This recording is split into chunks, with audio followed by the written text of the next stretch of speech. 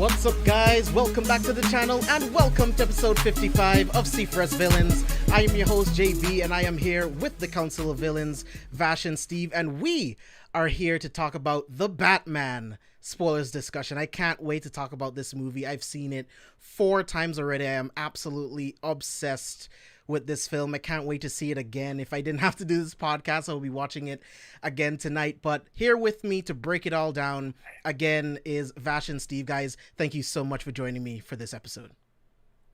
I was about to say, if I didn't have to do this podcast tonight, I would have been cuddling with my fiance in bed and be like, "Yo, let's watch some more One Piece." I am happy to be here to talk about Batman. That is true. I am happy to talk about Batman as well, because this will be my 3rd time talking about it, but I've still seen it only one time, and I'm jealous every time James tweets it like, "Going to my 3rd viewing, my 4th viewing," and I'm like, boy, I wish I could go too, because I've been having thoughts about the scenes. I'm like, damn, I want to see it one more time. The score's so good, the characters. I've been having conversation with people online of what's better, Bale. People just be having a whole chokehold about Nolan, the whole trilogy, and Bale character. I'm like, yo, just overrate them. But that's a whole different conversation for later. That's their opinion. You know, it is what it is. You know, it doesn't have to change what you think. You know, it is what it is. Everyone's gonna have, you know, their Batman. You know, it is what it is, and we'll get into it. I can't wait to, like I said, break down this film. It was directed by Matt Reeves, written by Matt Reeves and Peter Craig. Of course, the score by Michael Giacchino, who does an incredible job, like Vash was mentioning. Cinematography by Craig Fraser, who is an incredible cinematographer. He did Dune, he did Rogue One, and there's some elements in this film, some scenes in this film that are very reminiscent of some shots from those movies. So can't wait to break all of that down. Of course, Robert Pattinson as Batman, Zoe Kravitz as Selina Kyle, Paul Dano as the Riddler, Jeffrey Wright as Jim Gordon, John Turturro as Carmine Falcone, Peter Sarsgaard as Gil Coulson, Andy Serkis as Alfred, and Colin Farrell as Oswald Cobblepot, so as Penguin. So I love all of these people in this movie. Every single person involved in this film did an incredible job. I've been watching so many interviews and press conferences about this film, and just listening to how hard they worked on this film. You know, just principal photography for over almost like a year and a half, and then like doing post-production and everything taking like a full like 3 years just to get it done. And I think they made something truly special. So Steve, I'll start with you. What are your general thoughts on the Batman? Just like non-spoiler general thoughts on the film. General thoughts. I really appreciated this story and the way that the Riddler was given a different character, basically character outlook, because if you're a casual Batman fan, most of your memories of the Riddler is Jim Carrey, and that wasn't a good interpretation of the Riddler. Now, if you're an actual big fan like us or whatever, a comic book fan and stuff like that, we know that there's other iterations of the Riddler. So seeing this darker tone of the Riddler, I really like that. And then the fact that we got this first Detective Batman, it was really good. I appreciated it. Hopefully this is enough for people to finally give I just flat on his name, the freaking Batman. Robert Pattinson. Finally give Robert Pattinson his flowers, because like they're holding Twilight over him, and still almost 10-15 years later, and it's just like, dude, move on. So hopefully this is enough for people to finally open up to the fact that Robert Pattinson is a really good actor. Yeah. Vash, what about you? General thoughts? My first general thoughts, and you know, knowing as myself, Vash, I'm gonna do my best. This film, like, I had it in my list because a lot of films got switched out for this year when we did our list in the beginning of the year. I didn't have Batman top 5. I think I had it as number 5 or 4. I had it as more curiosity than hype, as James and Chris. So I was curious to see about this version. I had high hope for Robert. I wasn't those people that, you know, Twilight, I'm like, bro, It's been 15 years. He has done other projects. There's no way this man So many has been incredible chilling. roles. So Yeah. like, yeah, just don't see other of his filmography. So yeah, I just want to criticize somebody just to criticize. And coming at the film, it blew me away.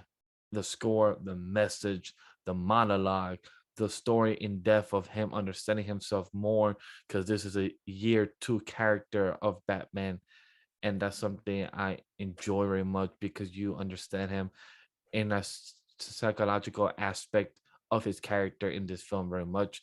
And you get a more in-depth of a detective side, and and it shows that he's not the smart person we know and love, like in the comics where he is, or in some films already.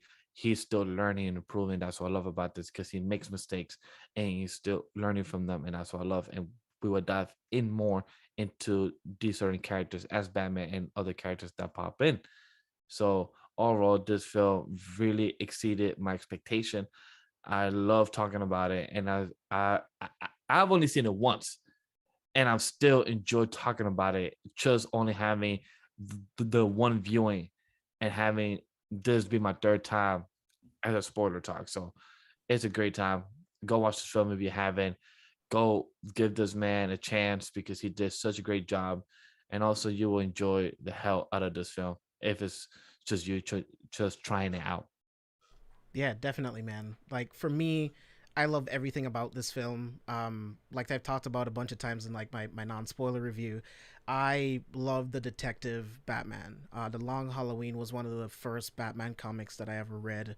It's still one of my favorite comic book stories, and to see the Batman as the true detective, where it takes more than just his money, than the gadgets, it takes more than his physical strength in order to find the serial killer. So I love that they took this road with the Batman. For me, this film is like a 3 hour long episode of like Criminal Minds mixed in with like Chinatown and Seven. Like it's this really, really great character study of these Interesting two mix. incredible detectives in the Batman and in Jim Gordon against the serial killer, the Riddler, who is so much like the Zodiac killer, with little elements of like Jigsaw and like some and Paul Dano just throwing in his own shit in there. Like there's so many amazing things. Like you mentioned, Vash, this is an imperfect Batman because it's only year two, right? IGN did wrote an article, and they were talking about how the detective aspects of Batman kind of failed him in the third act of the film, and we'll get into those things when we get to that part of it, and I'll explain why. But I'm like, this is a fair criticism, but at the same time, this is a year two Batman versus a Riddler who's been planning this for years. So he makes some mistakes, but he gets a lot right too, especially inside of a room full of police detectives who are trained to do this. He's able to pick up on things way faster than them. So the fact that he makes mistakes, it shows that there's so much room for this Batman to grow, and that's something that I really like about this film. Mm-hmm. And I just want to add to that, for kind of the same year, or I guess 6 months prior, we have always asked for the character Spider-Man to also show his type of roots, like his science. And we finally got that in his film, that we finally get the science side more the creative side, more that he create his own suit, more of that. And finally, months later, we also get our Batman that we have grown to love since 1920s to 1930s, was it? That the whole detective side, the whole, crime fighter, but also him trying to find and solve such a murders in Gotham. So we have lost that within the years, because he has joined the Justice League, he has joined other type of big leagues, and we have lost that. And to finally get that roots in a film, it just makes it more appealing and applaud for you to actually care for it, and those small details. When the director, or the damn freaking cinematographer, I can't wait for us to talk about the lighter scene at the end. Oh, that's one of my favorite shot. One of my favorite shot, man. Oh yeah, I have so much to say about that scene, dude. So much to say about that scene. But like, even in Batman Year One, we see Batman make mistakes, right? When he's going after those kids that were stealing those TVs, he almost drops one like over a Mm-hmm. fire escape. So it's like he makes mistakes. Like he's growing. We see him like when he gets shot in Year One. This is what leads him to putting armor in different places. Like he is learning and adapting as he goes on as the Batman. So let's get into it. Let's get into the movie review itself. How we're going to review this film. First off, we're going to talk about the production. We're going to talk about the visual effects, cinematography, sound design, all of that. And then we're going to get into a character breakdown. I think this film is a really good character expose of all of these different people in this film. So we're going to break it down by all of the main characters in the film, and I can't wait to get to that part. So let's talk about visual effects first. So Weta did the visual effects for this. If you don't know Weta, they've done visual effects for the Lord of the Rings trilogy. They've done Avatar, Alita Battle Angel, Godzilla vs. Kong, Zack Snyder's Justice League. Pick an MCU movie. Weta has done so many different things, and it is undeniable that they are one of the best visual effects houses fucking ever. So, Steve, I want to start with you. What are your thoughts on the visual effects in this film, and of course, full spoilers? Visual effects were wonderful. We all saw the light episode with it's completely dark and Batman is fighting the Riddler gang or whatever, and they start shooting and it kind of lights up a little bit. I thought that was really dope. Some other effects that I really liked was the Batmobile as it's jumping through the flames and everything like that. Visually, that was really beautiful. And that's the thing. Those two things that you mentioned, all practical. Yeah, Mhm. that is So not it's like actually that's visual effects. yeah, it's not even like CGI or anything. Like that's all practical. They really jumped that car through flames. And that hallway scene, those are real muzzle flashes lighting a dark hallway. So it's like all Mhm. of those ricochet off the walls, the muzzle flashes off the suit. It's all practical, dude. Like it's so well choreographed cuz that What's shit's dangerous. Like Mhm. what's someone visual is just all the water died. going in. You said what? What's visual is all the water going inside Gotham Right. City. So Yeah. Oh, like so those the faker thing, the fake things or whatever, things that aren't just the practical things that you're talking about. correct. Oh, okay. So then visually, the dam or the wall seawall breaking, I thought that was really good, done well. Shoot, I don't even really. Oh, the contact lens thing with Batman using the contact lens, and then you Oh can yeah, that kind was a of dope see. one. I like to see it from Selina Kyle's point of view, Yeah, yeah. and seeing all of the different detectives and everything like that, or politicians and things like that. And it's just like the way that they showed that. I thought that was really cool too. So those are some of my favorite ones. I thought the visual effects counted as those flashes as well too. Because I would count that as like photography with the camera, because it's all practical. You're filming things that are actually happening, whether like the visual effects would just be like things that are added into scenes or using CGI to like remove stuff from certain scenes. Okay, Like yeah. But yeah, that I really like. That was like one of my favorite scenes.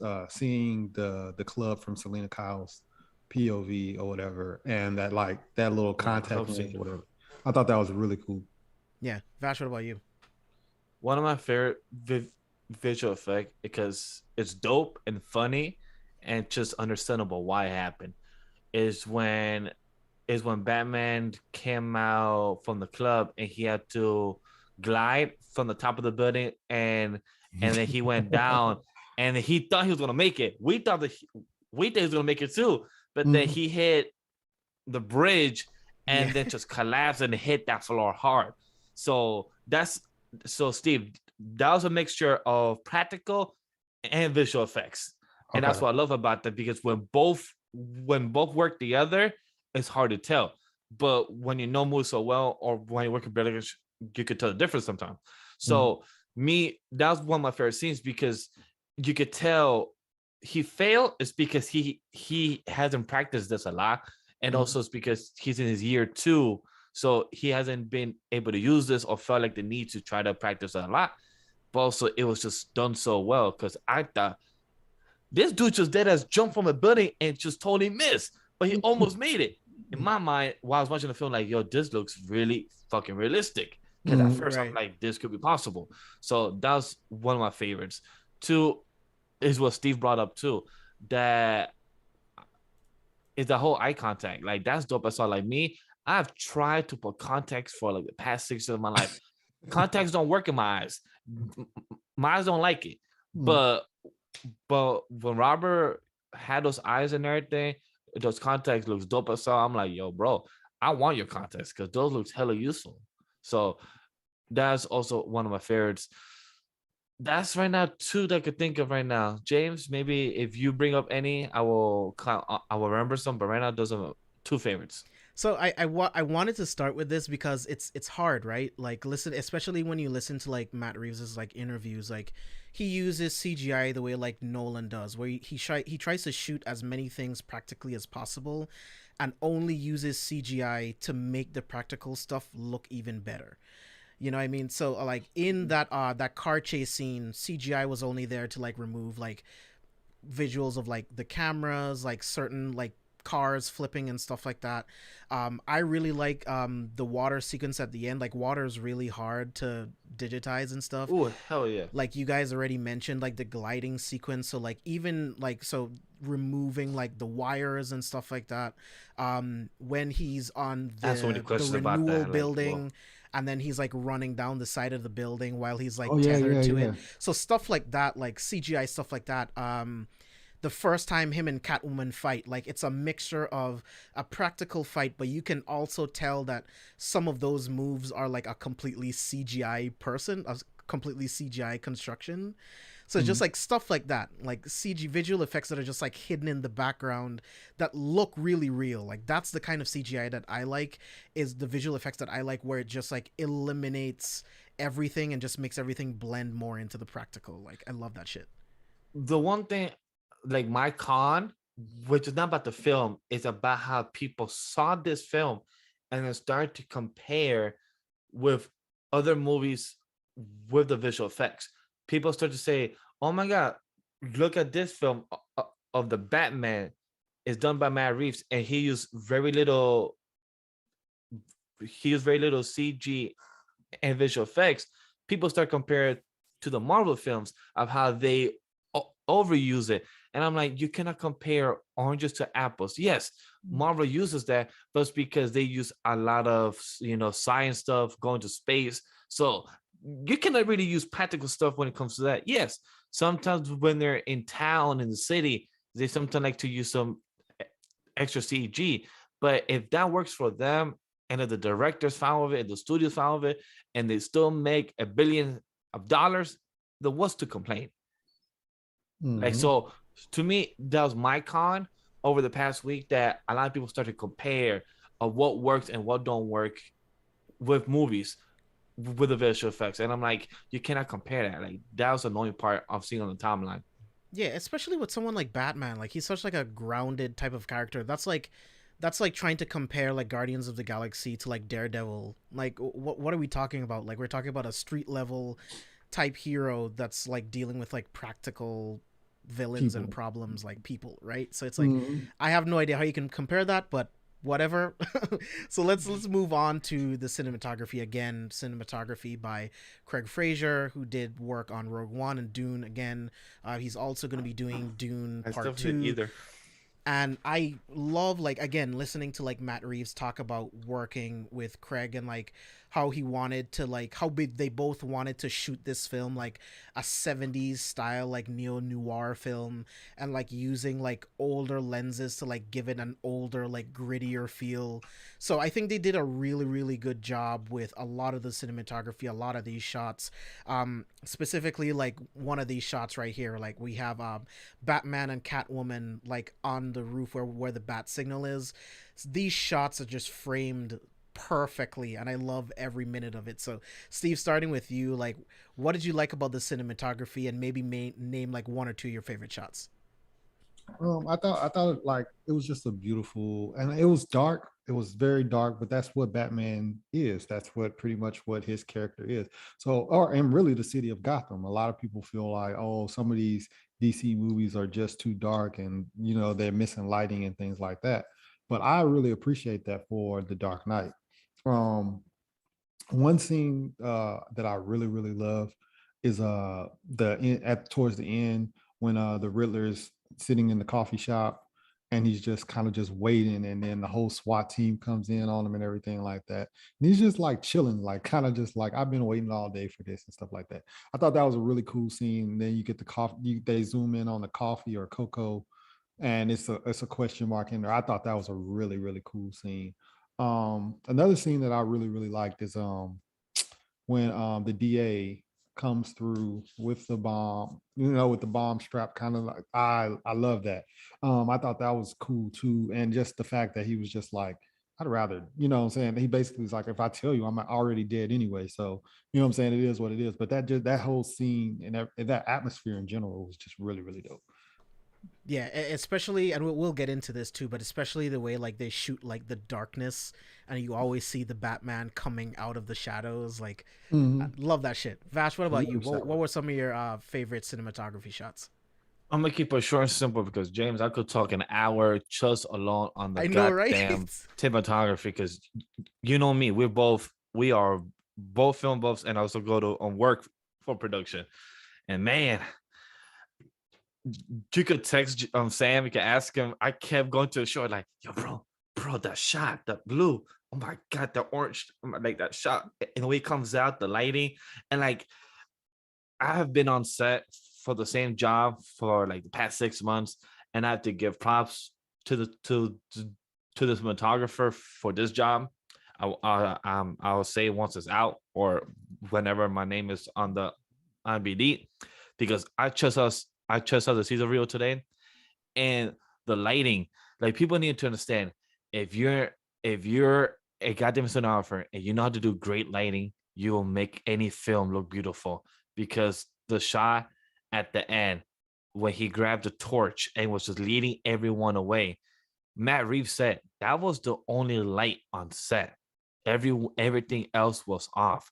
There was the only a camera and rolling, and it was just him with the lighter, the torch. And I found that beautiful. So like, knowing that they knew what he wanted, they knew how to set the scene, and everyone was just following that. And the shot that James had every time they went to a rooftop, that that Gotham skyline at nighttime or sunset or sunrise, it's just gorgeous. The whole color palette, it was just, I think they call it golden hour. I think is what they call it. Mm-hmm. It's just beautiful. I was like, damn, like I would love to work with him in the future, and just to see how he works like in person, because they did a great job.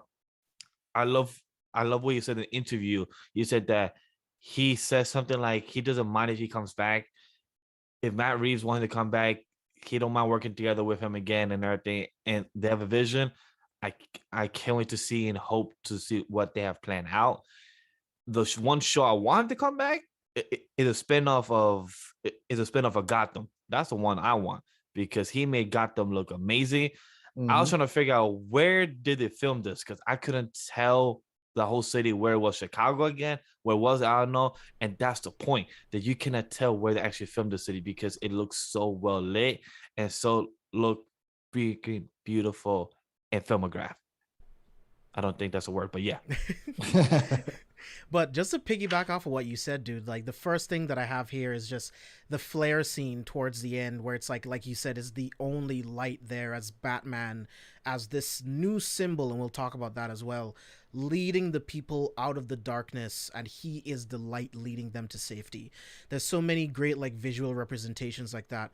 The one, Vash, that you just talked about, Batman just like looking over Gotham, it's such an incredible scene, just him standing there looking over Gotham.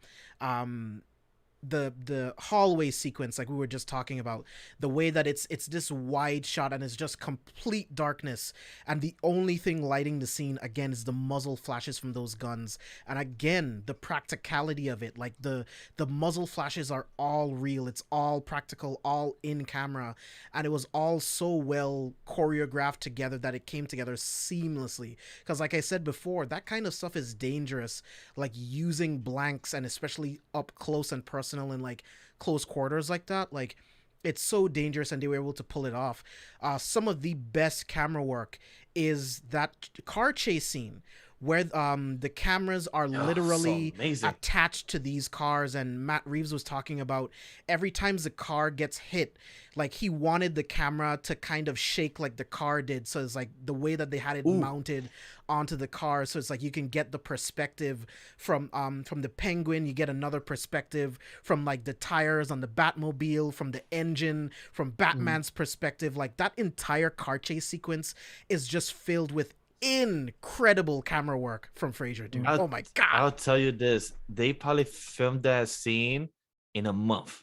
Like they probably had a 2-week prep week of getting all the stuff right, of the explosion, and then a whole 2 week of just night shoots of actually getting each shot like they wanted correctly. And I can't imagine how much time and preparation they had to do, because Steve, at first I thought it was visual effects, but then once I just kept listening to the explosion and seeing the fire, that was real explosions. And the way it was done with the car scenes, I'm like, yo, they must have taken a lot of preparations, because those type of things don't get greenlit very fast, you know. And this is like, I'm shocked that Warner Bros. And them like, yeah, you know, just have a whole car scene with the main actors just going through a whole explosion, and they made it work. They made it look nice. But to add to what James said, I love how during the scenes in this film, it was always bothered me in every other film, when you see a rain or explosion, somehow the camera is still clear. We still have a nice, beautiful shot that we could see like with clean lens. But in this movie, when it was rainy, the camera, our view, was also rainy. I love it during the explosion, the car scene as well. It was smoke, the fire, like us, the camera was also part of the action. And a lot of directors don't do that. So I love that for this exactly. The camera was part of the action scenes as well. When it was rainy, when it was part of Gotham, when everything was going on, we was part of the film. And I love that very much. Another piece of camera work that's might be my favorite in the entire film is during the opening sequence when Batman is walking through all of the police into the crime scene. I don't want to go too much into it because we'll talk about it later, but just Fraser choosing for the camera to be Batman's point of view and getting the reactions from all of the different police, like I can't wait to get into that shit. Like, shout out to On My Mind Entertainment. Shout out to them over there. I love that what you brought up, volumetric filming, right? So much like Mando, like they're on a sound stage, but they're able to have these like VR / like AR panels where they're able to fill in background. So a lot of stuff that you see in Mando on all of these different planets, it's all just these huge panels that they film on. So a lot of those rooftop scenes are all just like those panels, and I thought that was incredible like filmmaking. On that topic, something that Matt Reeves also talked about was living in Gotham City using VR. So him and Greg Fraser, they worked a lot in VR to build Gotham City and to figure out where they were going to shoot certain things. So it's really cool to think that they were in headset looking at Gotham in all of these different places, in this street, on the train tracks over here, on this highway, looking at all of these different things and then filming it in practicality. So it's like there's so much great work that went into the production of this film. It's absolutely fucking incredible, dude. Yes, Merc, I agree. That's my favorite shot. Can we give a top three favorite shots then? Yeah, that's in the show notes. We'll get there. Yeah. Oh, I totally missed down then. My fault. Yeah. So so let's move on to some of our favorite stuff from the sound design, because this shit, oh my god, the sound design in this film is absolutely crazy. So Steve, let me get some of your favorite moments with the sound design. Well, for me, the explosions were really cool. The explosions when the seawall gets blown up is a really cool sound. When he first revs the engine of the Oh my Batmobile, god, like yes. it just was like, oh snap, like you know what I'm saying? He got the Batmobile, so that was a really dope one. And then of course, all of the punching, the bones breaking, and like even the very first scene when the Riddler bashes the mayor or whoever that dude's Yeah, the head, mayor. that first crack was like, damn. Like it was like he really like hit him. So like the sound was really, really good. I really like the sound design in this. It was real good. And like I said, with the Batman, when he's fighting, he's breaking bones. You can hear the bones cracking, things like that. I was like, yeah, this legit. Yeah, dude, there's so many amazing amazing moments. Like Vash, what about you? Um, on my entertainment, I agree. The VR info is amazing because I've seen one. There's one at my job. I just I've gone there. I just want to sneak in and use it. I'll be like, yo, can you teach me how to use this shit? Because I just want to learn. Because the sound design in this film is amazing. Uh like there's so many key moments. Like, for example, one of my favorites is the opening sequence when this man was doing his monologue of him being vengeance, the dark, the light of his back saying, brings fear instead of hope to the people that are trying to, do the robbery, people trying to rob, jump people, kill people, right? But it's the fucking sound design of his goddamn boots. It's like my man's like a fucking cowboy, and I didn't give a fuck. Or I heard was done, done. I'm like, all right, man, my man Batman is here. We know when you hear those boots, it's just, but, and I love how the camera shot just goes slowly while he walks in it, and you hear each step so clearly in the sound, and you hear the raindrop too. It's like, yo, this city of Gotham always fucking rain, but it shows of how within the past 2 weeks of this film, that it shows that throughout the whole city, it just kept raining and raining, and that's why I know that there's always, this darkness going on right now. And I just love that, like those little small things, the boots, him walking, the rain, like those things you don't really pay attention to most, but for me, just hearing those key things actually put a big importance to his character, and for us, and plus for us, the audience as well, to Steve. When I heard that car engine, I'm like, bro, so this is what Bro. you've been working on in your Batcave, and like this car itself look ugly as shit, but the engine is what made it You're as out of your powerful. mind. You are No, out no, of your no, no, no, mind. no, no. What I'm saying, like the car design is amazing, but I'm saying that as this year two, we know it's gonna get better. His design of his car is gonna get better. But I'm talking about his current design. It's just in the complete darkness in the film, it looks a bit like crap. But it's because it's supposed to, because this is one of his, fewer designs of his cars. Interesting. That's how I see it. But the sound engine, the way we heard in the film, man, the whole type of Dolby experience just made it sound amazing. I loved it. Yes, bro. Yeah, dude. I mean, I'll just echo that. Like, the fucking engine, when it revs up for the first time, like Matt Reeves talked about how they worked, like they pretty much just put a mic like near like a fucking Hemi engine and just like let it like rev up, and it's like, I love that in the film it kind of sounds like a jet engine revving up, and then like that entire car chase scene with, oh my god, with Penguin is absolutely incredible. But again, with like the steps, right, like the steps, it adds to the atmosphere of the shadows literally coming to life in the embodiment of the Batman. Like when he's walking through that hallway and he's coming up to the thugs, and all you can hear are the steps. And this is the important part of, like, this is why I love Dolby Cinema, because you have the Atmos speakers right above your head, and you can hear the echo of the footsteps right above you and all around you, engulfing you into. I want this film in Blu-ray already, man. I just want to watch it like at home, because I have the Dolby Atmos speakers. I just want to watch it at home. I could just hear these boots. It's crazy how we're talking about boots. It's crazy Yeah, how dude. it's such a crazy detail. But like for me, as a person who works in film and loves film, this is important as hell for some reason. And Mark, I don't mind because it's not going to be like an everyday type thing. I think it's just because of what happened at during the events of like the end of the film. It's like he kind of doesn't have a choice in order for him to be like this ray of light. Like he kind of has to like physically step into it.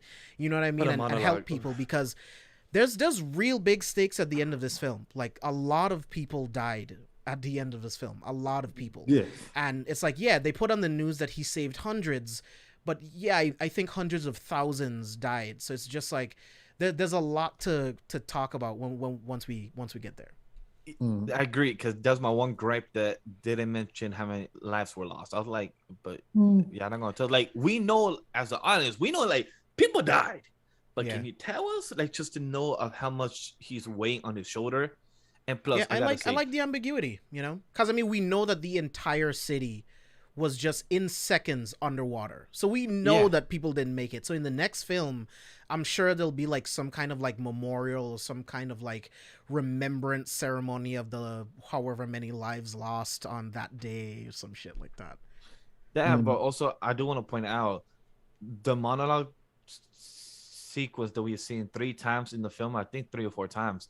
Also, great sound as well because I feel like he spoke close to the sound bar or Mm-hmm. sorry to the mic, and it just sounded great because I feel like it was so very well done monotone, and it showed that he was Batman. Like he felt like he was writing to his diary, but also he was talking to us, and that's what I love about it. Exactly, right? Because what we're hearing is him writing His down his thoughts. memories into the journal, and Right. I love that. So let's get into Giacchino's score. Giacchino is an incredible composer, and I love this score. This score has elements of Danny Elfman. This score That's the has thing. elements of Thank John you. Williams' Which is Imperial my favorite March song. score. There's so and with his own thing blended in, it's such an incredible score again, especially in the car chase sequence, right? It invokes the Imperial March, it invokes Danny Elfman, but it's its own thing, and it's this driving score, bum bum bum bum, and then as you're going into the car chase, like you're hearing the engine rev up as he's like chasing the penguin. It's such an incredible fucking sequence, man. But the Mm. score for this film, especially in the beginning, where you can feel the dread of Gotham and the sadness and yet the focus of the Batman. And then when we see Riddler, because Riddler is the first thing that we see in the film, so it's like this like really ominous version of Ave Maria that's made to be this theme for the Riddler. So I just love how the score and the music is used to drive the characters and to drive the pacing of all of these different scenes in the film. So Steve, again, starting with you, like what did you think about Giacchino's score? So I really like the timing of everything too, because sometimes it's not even just the score; it's when you time the music for the scene and everything like that. If it's out of place, it can really cause a rift into how you see the score and everything like that. So I thought the timing of it was really great too. As the monologue was kicking up, there was a certain point in the monologue where the music kicks up when he goes, "I am fear." Like they think that they see me in the shadows and things like that. Because when But I they're doing am the the graffiti and shadows. thing like, yeah, I am the shadows, and then the music kind of kicks up more as he says, "I am the shadow." I think that is what really separates a normal score from a better score because of the way that those the way this fits into the right moment, the second that is something about to pop off and escalate, they hit it right at that moment. So I thought that was really done well. Another one that I really liked is the one scene where bring them to the light. And as that scene happens, and once he has that realization of shit, bring him to the light. He looks up and he sees, and then they show the figure in the window above, the music kicks up right there again too. So I thought that was a really good, like, oh shoot, there he goes, and it's like kind of like a chase scene music. Yeah, yeah. Those little scores like that, I like the timing of it and when it happens and stuff like that. Vash. The score in this film, I have I I have listened to the song "Something in the Way" like 10 times or 20 times within the past week. It's just so good. The score and soundtrack is amazing. Um, as many people know, me and James are big guys to scores, like as many things to other stuff in film that we've been obsessing and being hype about throughout this whole conversation. But when you have a beautiful score in a film or a score that leads the film and it just brings it home, it just makes the film so much better to me. And this film, the score, I just kept wanting to listen to it, and it's just so good. Like the one moment when he and those Catwoman are just in the top of the building, and it shows that they're about to lead to something, big climax of the scene. It just shows you, it gets you and the audience hype for what's to come. And each score has a message for it, and I just love how it's done. Yeah. In terms of what you would call the Bruce Wayne theme, I love exactly how you described it. Like it's soft, right? Like Bruce Wayne is a broken figure, right? So it's like in those moments, it's fitting, and I can't wait to get into the Bruce Wayne discussion because there's so many people on the socials talking about Robert's Bruce Wayne, but Bruce Wayne doesn't exist. Like the version of Bruce Wayne that you're looking for is a manifestation that doesn't exist. Remember, it's not real, right? It's a mask that he puts on for the public, so that they don't ask questions. Because even in year one, some of the detectives like Gordon and I can't remember what the female detective, I can't remember her name, but even they were figuring out, it's like who would have the money, who has the capital, who has the time to do Mhm. all of this, what I mean? So it's like he plays up the playboy to get away from that, but he hasn't had a need to do that yet. So Bruce Wayne doesn't even really exist in this film, and I can't wait to dive a lot deeper into that. But any other thoughts on the score before we move on to the next section? Oh, that's it for I'm me. gonna just keep it similar because I know if I talk more, I'm gonna keep each section longer. So I'm gonna just keep my answer simple for now. All right. So I was going to talk about the script, but I think we'll get into a lot of the script elements Yeah, in the character breakdown. So let's skip that for now and let's dive straight into the character breakdown itself. And the character that I want to break down first is Gotham City itself. To me, this Gotham City feels like it's ripped right out of Batman Arkham Knight. Like it's kind of crazy how Mhm. some elements of it just feels like I'm on the streets of Gotham in Arkham Knight. The dirty streets, the corruption in the city, the drugs, the despair. So I love everything about how they portrayed Gotham in this film as this just never-ending sea of death. And this is something that we talked about on the Popaholics review of the Batman that we did, but it's almost like the flood at the end is a representation of Batman's thoughts on Gotham, on this just like never ending flow of shit and just crime within Gotham. It's like he has this line of internal monologue: is the city even worth saving? But I have to try, right? So it's like I love those elements within the film and how they portrayed Gotham. So Vash, starting with you, what are your thoughts on how Matt Reeves and Greg Fraser portrayed Gotham on screen? I love what you just said, and I'm gonna just add to that. My favorite was when Catwoman asks, Why don't you call me to Bloodhaven?" And that's a dope callback because for people that don't know comics, know what Bloodhaven has. But when Bruce or aka Batman responds to her saying, "I can't," I have to try and save the city. And when she said it's not worth saving or not worth trying, he said, I still gotta try. It shows that he has the optimistic and never giving up, just the same like his father. And I just love that. It shows that with Gotham as a personality, is a it's a person, it's a symbolism for what it is. And Sadly, I haven't played the games, so I can't really agree to what James brought up. I Bro, plan oh to my play the God. games one day. Now I want to play the games more than ever Yeah. because of the film. So the So Arkham Knight Batmobile is the best Batmobile in any medium, period. Mhm. And you can fight me on that. Like, I think it is the best Batmobile to ever exist. Like, dude, the Arkham series is some of my favorite games, period. So yeah, like, check it out. They're always on sale on like Steam and stuff. So check yeah, it out whenever they go on sale. Big yeah, facts. I probably might get it on Steam and everything, but just to show this so they got them that it was ambiguous. Like James brought up before, that you couldn't tell where it was filmed because it was done in through VR with Matt Reeves and everything else. But I just loved because me as a person who works in production, I was I was observing. Oh, where the city from? Is it Chicago, Florida, or is it some place that we don't know?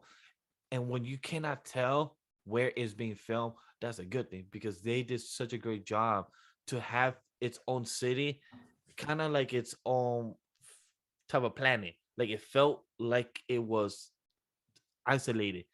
And I just love that because it shows that nobody could have helped. Even if Superman, Wonder Woman, or whoever else did exist in this world, this was a Batman problem.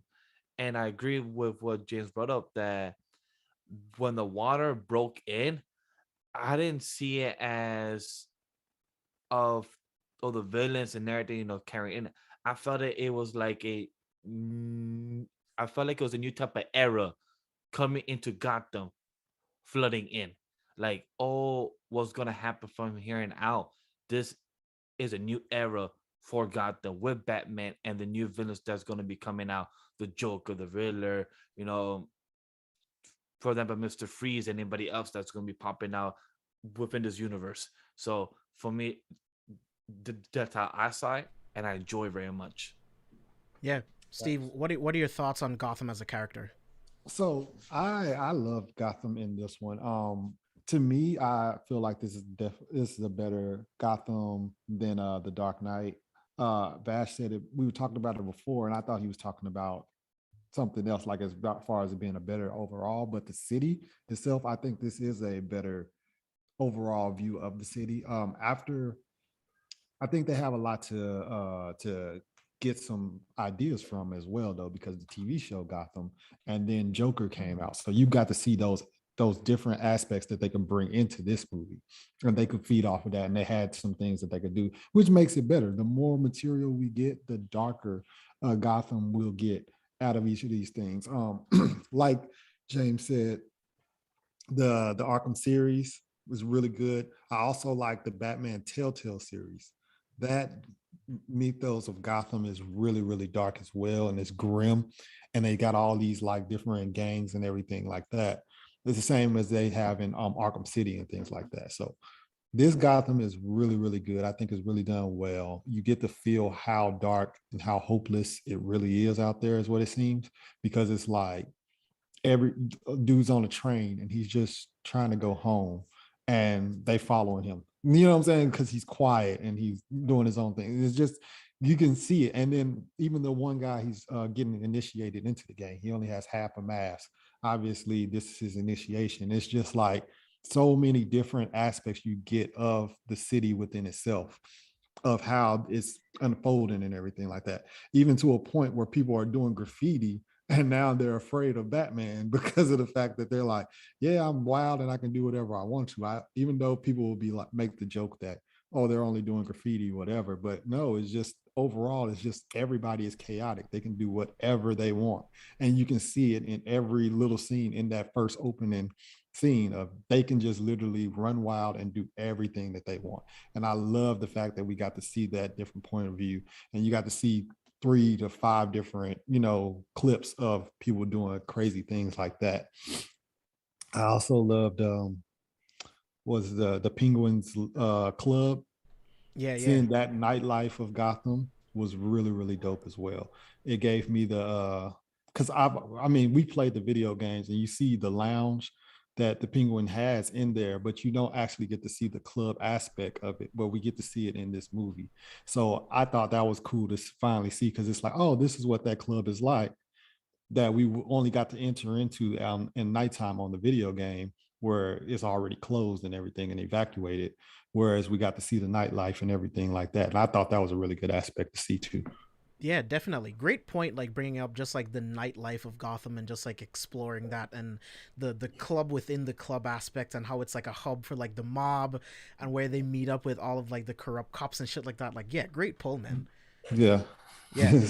So let's get into let's switch gears and let's talk about the Penguin. Man, Colin Farrell completely transforms. Like, listening to him talk about like the first time getting into the prosthetics and the makeup, it took 7 hours, and then They like did a great after job. he got into the prosthetics, like all of the work that he did with his dialect coach just came through, and he just called Matt Reeves and he was going over some lines of dialogue, and he had the accent locked in, and like the accent's great, his mannerisms, like he truly carries himself like Oz. Like, if you didn't know it was Colin Farrell, you wouldn't know. Like, my girlfriend didn't see the cast list after we got out of once we were looking at the credits. She was like, that was Colin Farrell. I was like, yeah, dude, like that was Colin Farrell, man. So the dude completely, yeah, the dude completely transforms. I can't wait for his HBO Max spin-off series. Matt Reeves kind of describes it as like a Scarface story, where with, you know, the events Great of idea. the end of the film, where the criminal underbelly is now like it's all open and up for grabs. He's going to like come up the ranks as kind of like a Scarface type character to become like a kingpin of sorts. So I can't wait for that series. Again, he does an incredible job as Penguin. Every scene that he's in, he's such a scene stealer. Like, especially when Batman gets into the club for the first time and they have that first little interaction up in his office. Incredible fucking actor. But Vash, I'll toss it to you. Like, what did you think about Colin Farrell's interpretation of the Penguin? And feel free to throw in some of your favorite moments. I'm happy you didn't take my favorite moment, because I'm like, hey, I'm the only Spanish guy here on the team right now.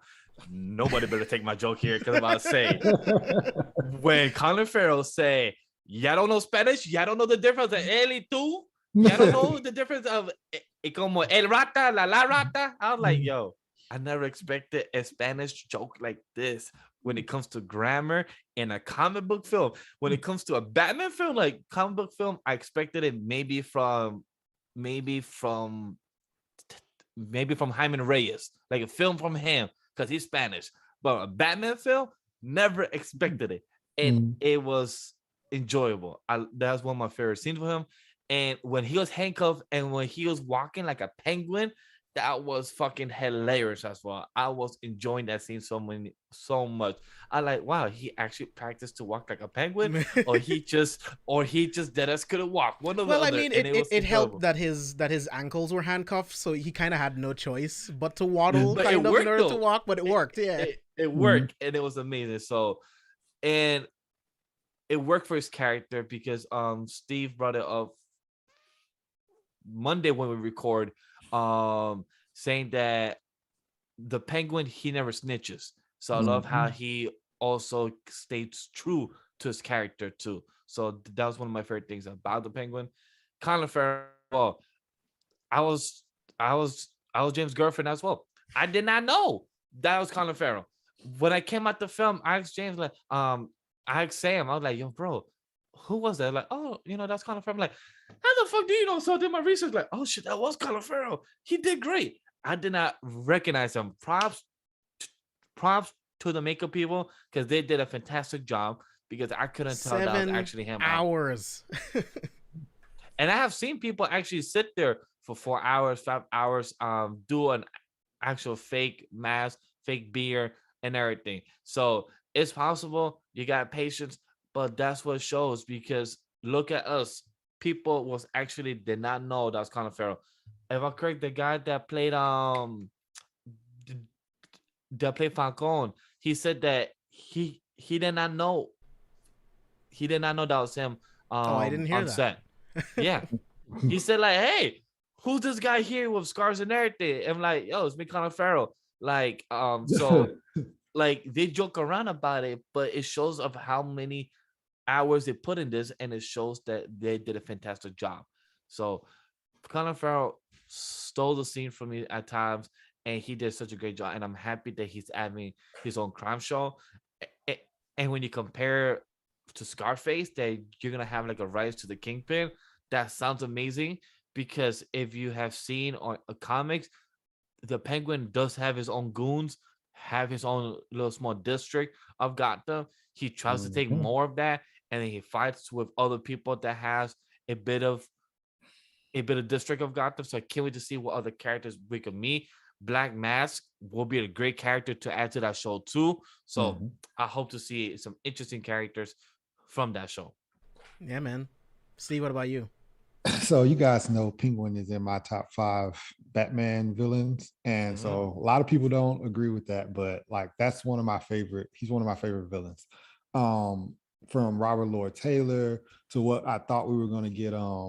Philip Seymour Hoffman was supposed to be in the Dark Knight trilogy as Penguin too. So like I was super excited about seeing this Penguin to see what was going on, and when I saw it was going to be Colin Farrell, initially I was like, nah, it's not gonna. I don't wonder how this is going to work.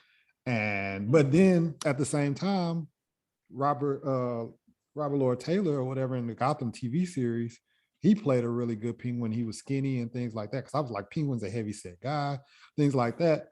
But so I was like, all right, let's just see what happens. And then as soon as you see the first like shot of the Penguin or in commercials and trailers and things like that, you were like, oh, okay, I'm in. And he did a fucking really good job. He didn't let us down.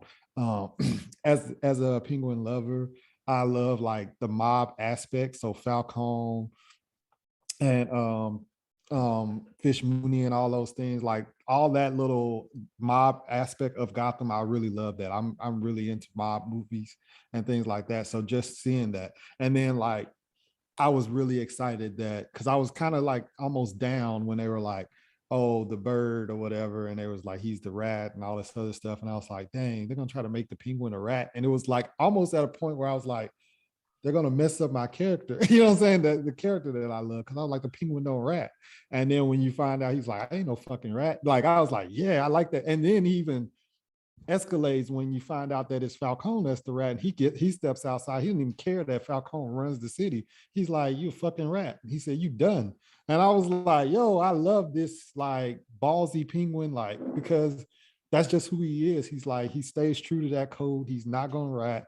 And if you rat, he's gonna fuck you up. Like there's scenes in the Batman game or whatever where Batman is beating criminals and he's like, tell me what I need to know.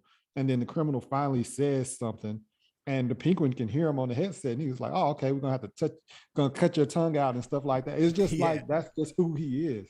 So I really love this iteration of him and how he was just pretty much like that. And then I like how Vash touched on the comedic side that we got from him with the El Rata, the good cop, bad cop thing or whatever. What And is even this? like Good cop, bad shit cop? yeah. So I like that. And then even in the first club scene, when Batman interrogates him the very first time, you can see like Penguin's like, oh, calm down, big shot. Like kind of like he's being sarcastic with it, like, calm down, big guy. Like ain't nobody doing anything like that. Cause he's just like, you do know who I am, right? Kind of like one of those things. So I Yeah, love do this. you? I love the fact that I love the fact that he's kind of smooth with it and stuff like that. I think only Colin Farrell could pull that smooth aspect off because the Penguin isn't a smooth character like that. So I like that little added feat that we got with that. Yeah, man. Like mob boss Penguin is one of my favorite interpretations. Like the Cobblepots were also a part of building Gotham, right? Like, and his family, much like some of the other families, they don't get the credit. It's all about the Waynes, right? They get all the credit, and I can't wait to get into that when we talk about future projects, future sequels and stuff like that, because there's a lot of Easter eggs and stuff in this film that kind of allude to things that they could do in films coming up. So it's going to be Mm. real interesting. So we talked a lot of. Um, Mhm. I just want to add also because about the club scene. I know we're gonna talk more about Batman of how he came in, but I love how there's so many Easter eggs from other characters. You know, two of the guards was also from Teen Wolf, and it's Yeah. just funny how many people that we have that were from Twilight and from other shows and from Teen Wolf as well. So it's just very ironic how Matt Reeves, I don't know if this was a choice as from a casting director type of choice to bring characters from Twilight, Teen Wolf, and everything, or people just did a good job in their screening. But I just want to give that quick shout out to them because those twins, they did a great job. And for the comedy at the club with, seeing a Batman and then seeing a Bruce, which was really dope. Yeah. I like seeing them. I've never seen Teen Wolf, so I know them from Desperate Housewives. So as soon as they pop up on screen, I'm like, oh shoot, it's the twins. I love that show. Like, I don't remember seeing them. So in Desperate Housewives, the twins are 5. No shit. Yeah. Remember they do the time skip. They do the time skip. Okay. Desperate Housewives is a good show, bro. It's a good show. Oh, really? It's actually really good. Yeah, it's well written. Yeah. And Merc says it's from Titans? Yeah, so the guy, so the black guy from the gang from the beginning that only had half the makeup on his face, he's from Titans. I think he plays Jason Todd. Merc, you can correct me if I'm wrong, but yeah, he plays Jason Todd on Titans. So that was a cool little thing that they added in there as well. I forgot to bring up a picture of the Penguin when we were talking about the fact that he's completely unrecognizable. Like Colin Farrell just completely transforms into the Penguin, and you can't tell that it's him at all, bro. Yeah, you cannot tell. I'm looking at it right now and I'm like, that don't look like Colin Farrell. Can't even see him underneath all of them. You can't even see it. But it shows what they call it, movie magic, and it does a great job for it because it deserves the name. You cannot tell said person looks like him. Yeah, I love listening to Matt Reeves again, talk about the type of latex and materials that they. Oh, Tim Drake, thanks, Mark. So I love that they talk about the latex and the kind of materials they use for the prosthetics, so that you can still see all of his emotions coming through the makeup and the prosthetics. So did a really good job. So moving on to the next character. Since we were on the topic of Falcone, let's keep going. John Turturro does an incredible job as Falcone. I didn't even know he was in this movie until the week before. And I was like, wait. John Turturro is going to be Carmine Falcone. And he does such a really good job being this really creepy, ominous, and you can see the power coming off of him as this mob boss who's essentially been running Gotham for the last 20 years. He's orchestrated all of this. He's the rat. He's the one, that gave up Maroni to the mayor, made the careers of all of the people in GCPD that were connected, and then making all of them work for him. So he literally runs Gotham. So I think this version of Falcone was amazing. This person that's, again, someone else hiding in the shadows, that's actually the one running all of Gotham, to where the Batman and Jim Gordon, they believe that the police are actually the ones running everything, and Falcone is working for them. That's how much he's in the shadows that they don't even know what's really going on. You know what I mean? So I love this interpretation of Falcone. I love John Turturro's performance. Seeing it a second time and watching him touch Selina's face, and the way that he calls her beautiful, the way that he's obviously sexually attracted to her, not knowing that she's his daughter. So it's just I love the way that they play with that. It's really creepy. Again, John Turturro does an incredible job in every scene he's in as Falcone. So, Steve, kicking it to you, what did you think of John Turturro's performance as Falcone? So, I didn't, much like you, I didn't know until you said it in the group chat that he was going to be in this movie. And I have been watching Severance on Apple TV, and John Turturro's in that. And then I was like, man, he's going to play Falcone. I was like, I'm interested to see it because I've seen him in anger management, things like that. So I'm like, okay, I want to see how much range he has. And when he steps on screen and he's so smooth, and he's just you can see people respect him, and he's demanding the respect as he's on screen. And it's just man, I really, really didn't know that he had it like that. You know what I'm saying? I knew that he was a decent actor, but I didn't know he really had it that. Oh, he's incredible, dude. Yeah.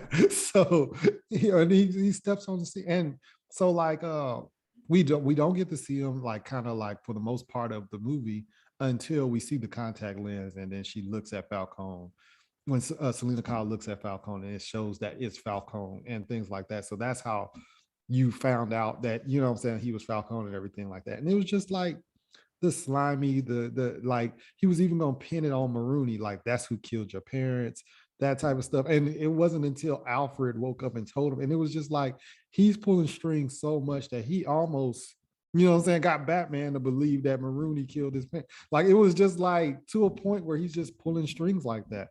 The one cop would rather freaking explode than tell on Falcon. I'm like, bro, like, come on, man. In that moment, I would do what I have to do and then like try to figure out what I'm gonna do with my next step. But I'm not gonna explode. And he was just willing to just like, I'd rather just blow up than tell on Falcon. It just showed how strong his, you know, his power was over everything like that. Um, I love the scene where he's playing like pool, like you said. He's like kind of playing pool, and even as he's like holding the pool cue, you think like the entire time you think like he's gonna break it over somebody and hurt him with it. Like, you know what I'm saying? I've never during that scene, I was surprised that the climax didn't happen, that he was gonna hit Batman with it or whatever, as that they had that discussion about Maroney.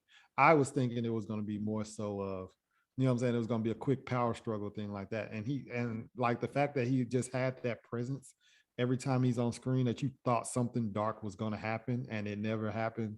That just lets you know how good of an actor he really was. It was just like, damn, he's really, really striking fear into me in a sense, or he's got me on the edge of my seat where I'm thinking he's going to do something dark and he doesn't do it. And I'm like, man, he's really still in the show right now. Yeah, dude. Like there's one other moment that you just made me think of, but it's this interaction between him and Bruce at the funeral, and he's telling everyone the story about how Thomas Wayne saved his life, pulled the bullet out of him right on the dining room table, and Bruce mentions that his father took the Hippocratic Oath, right? And then Falcone laughs about it. He was like, "Huh, Hippocratic Oath. That's funny." And it's on first watch, you don't get why it's funny until you watch it again and you realize, oh, he's laughing because yeah, he took the Hippocratic Oath, but then he still went to Falcone to go after someone, which would be doing harm to someone, which is a part of the Hippocratic Oath. Oh, So that's why he was laughing. He was like, oh, that's funny that you say that he took that oath when he went against it, when he sent me after that reporter in that moment of weakness. So I love the way that John Turturro also played that scene, just like not gloating about it, but because he's an asshole, he's laughing about it because he knows what it really means. But Vash, tossing it to you, like, what did you think of John Turturro's interpretation of Falcone? Well, like me, I didn't know a week, a day. I just went to the theater. I saw one trailer, and I'm happy the way I went into theater, not knowing much information. Yes, I do a comic book podcast. I'm in the pop culture type medium, but I like going in still and not knowing much. And I love coming out of the film really well pleased because John Turturro shocked me. I haven't seen his latest project in the recent years. The last thing I remember him, and I'm sorry, is Transformers, and I haven't seen much of his other projects. So forgot about that. yeah, he's in the Transformers 1, 2, 3, and maybe 4, but I know he's in 1, 2, and 3. And Jesus. the way he first started, it reminded me of when he was first introduced in the first film. That he was a bit sleazy, trying to use upper his upper district number 9 that's now classified, whatever, and his sleazy asshole side. It reminded me a lot in this film that he was still sleazy asshole, but more cocky, more that he took the room in his own power because he had that power since he controlled Gotham. He technically had the weight of his room in the palm of his hands because nobody could have done nothing. And that's what I like that he did in this role. I didn't expect him to play a character like Falcone, but the way he portrayed it, it came out very nice, well done. Did I know Selina Kyle was gonna be his daughter? Yes and no, but it's because they did a similar story. We were supposed to review it last year during Halloween, But if we did review it, most of us would have known what would have happened in this film. It was in the Long Halloween Part 1, Part 2. They used that storyline in that film that Falcone and Selina Kyle are father and daughter. Mm. Yeah, I didn't know anything. Even though I've watched the Long Halloween on HBO Max, I guess maybe I forgot. I didn't pay attention like I should have been because I definitely didn't. I was like, oh, okay, he's you know what I'm saying, he's her father. I don't think I've ever heard that storyline before. So, and I've watched the Long Halloween on HBO Max, and I guess I just didn't pay attention to that part. I guess that must have blew right over me. Yeah. No. Yeah. But on the topic of Selina Kyle, let's jump to her. So what did you Awesome. guys think of Zoe Kravitz's interpretation of Selina Kyle? Because I love the fact that this is a Best. Selina that like we're coming into a Selina Kyle that isn't Catwoman yet. Catwoman does not exist in this movie. She is someone just like everyone else in Gotham, trying to make her way. Right. I love one of my favorite scenes between her and Batman is when they're on the roof and he's talking about like what does she have to do to like make those connections, like how does she have to implicate herself, and she's like I don't know who you are under that mask, but you must have grown up rich, because he doesn't understand what life is like growing up in Gotham when the corrupt and the mob literally runs the entire city and you don't have a choice. Falcone, a mob boss, literally runs Gotham. He has the DA in his pocket. He has the commissioner in his pocket. The police. There's nothing that you can do. So you kind of, in some places, either get with the program or you don't. And we see her as a byproduct of this. Again, her being the father of Falcone and then finding out that Falcone killed her mother, right? And then he didn't, take custody of her or whatever. And then she literally grew up astray in Gotham, just trying to make her way. I love all of the fight sequences that she's in. You can tell that Zoe put in the work with those fight sequences. I loved her in interviews talking about her and Robert like working with their individual like stunt doubles, like figuring it all out. So I thought she was great in the movie. I love the chemistry between her, between Selina and Batman. Like it really works.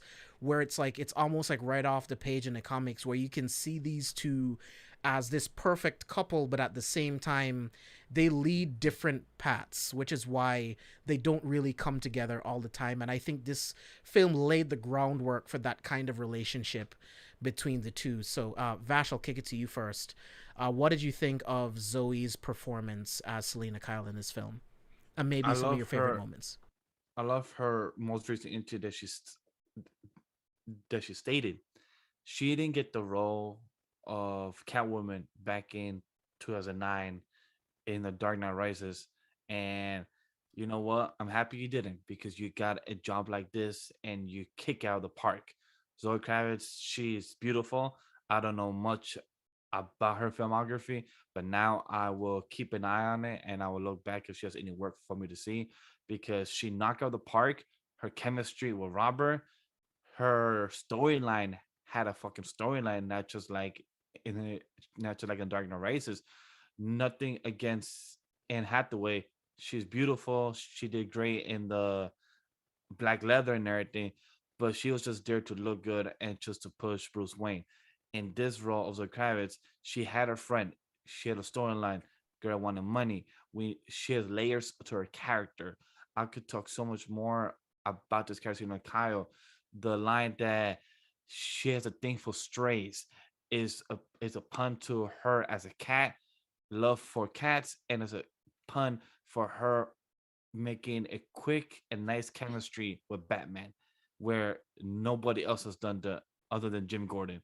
So it shows her character of how well she is quick on the motorcycle. She's quick as her character, and her score is so great.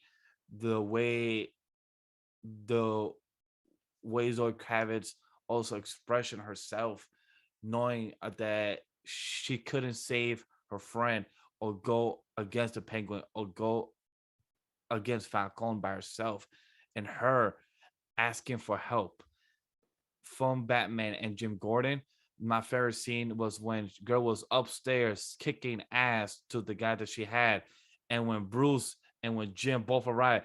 Hey, you call me? I'm like, Jim should have known. Batman would never call you. You're the one that calls him. So why you asking, hey, babe, you left me on red? Like, no, he did not leave you on red. Babe, you There's left no me on red. like he will never call you. It's a one-way relationship. So I love it when they both went up the stairs and they were like, oh, so she's the one that called us. So I just love her as a character. Girl did such a great job. Can't wait for her to come back in the sequel and the spin-offs because she deserves it. She did a fantastic job. And I'm happy she didn't get the job back with Nolan because she did such a fantastic job in this one. And I can't wait to see what else she does in her career because she's goddamn beautiful as well. Yeah, I mean, honestly, I think she was I think she was too young. I don't think that her and Bale would have had good on-screen chemistry, and that's probably where it fell apart. Like they didn't have anything working in the chemistry test. And I like what you said about like just more of a backstory to Selina Kyle compared to Dark Knight Rises, because in my video essay I'm also going to talk about that kind of stuff with his Batman as well. Like I feel like there's a lot of things that we just accept because that's the Batman that we know from the comics, but there's something that Matt Reeves does in this film where he puts you literally into the driver's seat of these characters, that you experience them in a different way that you've never seen them in a live action film before.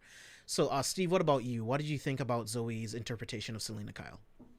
So I loved it. And honestly and truthfully, like Vash and you said, I'm glad she wasn't in that other Batman, because that Selina Kyle to me wasn't a good Selina Kyle, in my opinion, in the Dark Knight Rises. I thought she was just there for, you know what I'm saying, whatever. But I thought she did really well. And fun fact, this isn't the first time she's been Catwoman. She was Catwoman in Lego Batman.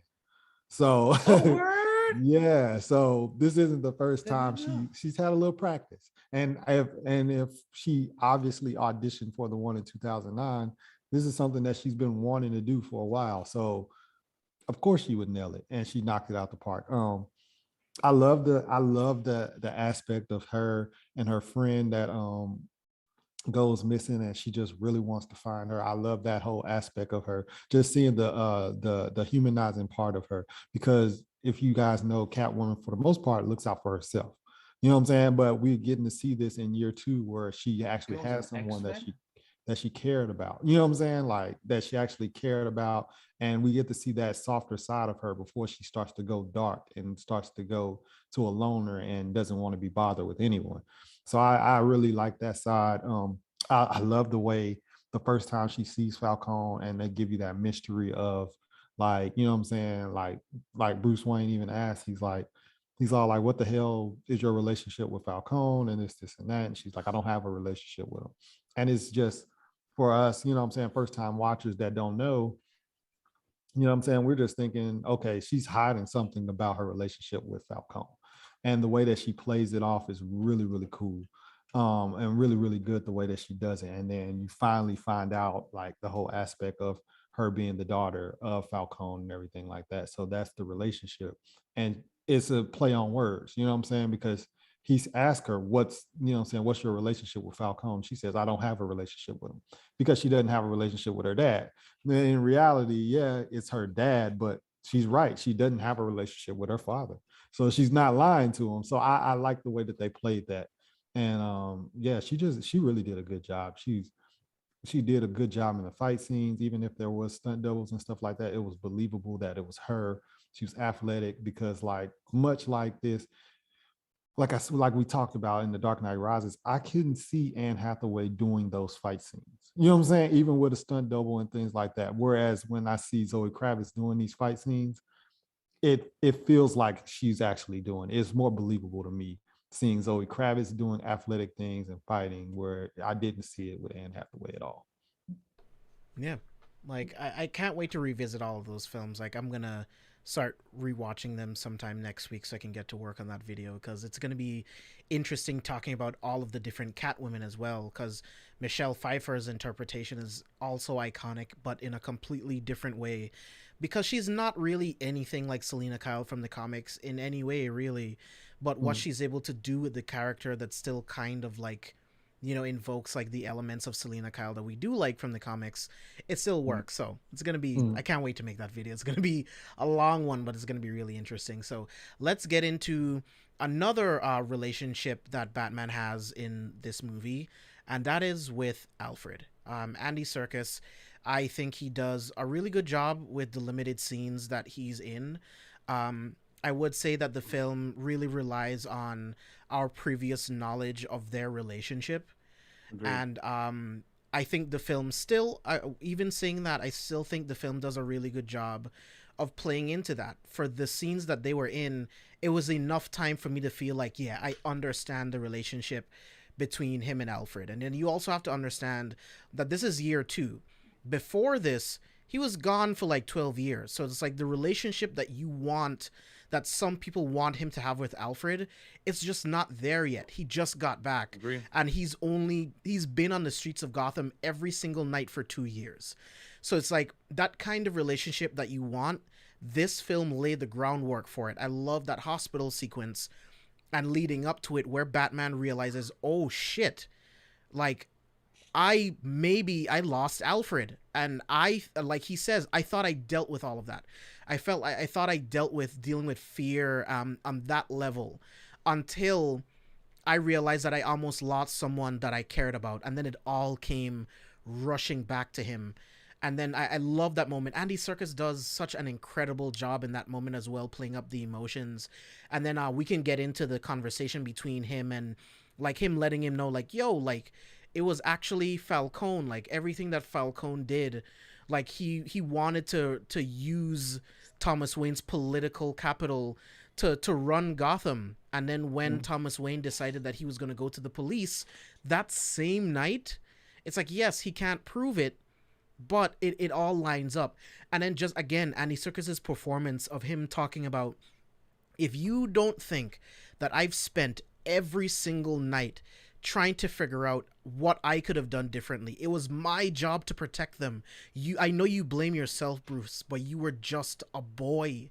Like there was nothing that you could do. I saw the fear in your eyes, and there was nothing that I could do. I could teach you how to fight. I could teach you how to take care of yourself. But what you needed was a father, and all you had was me, and I'm sorry. And then he tells Alfred, you don't have to be sorry.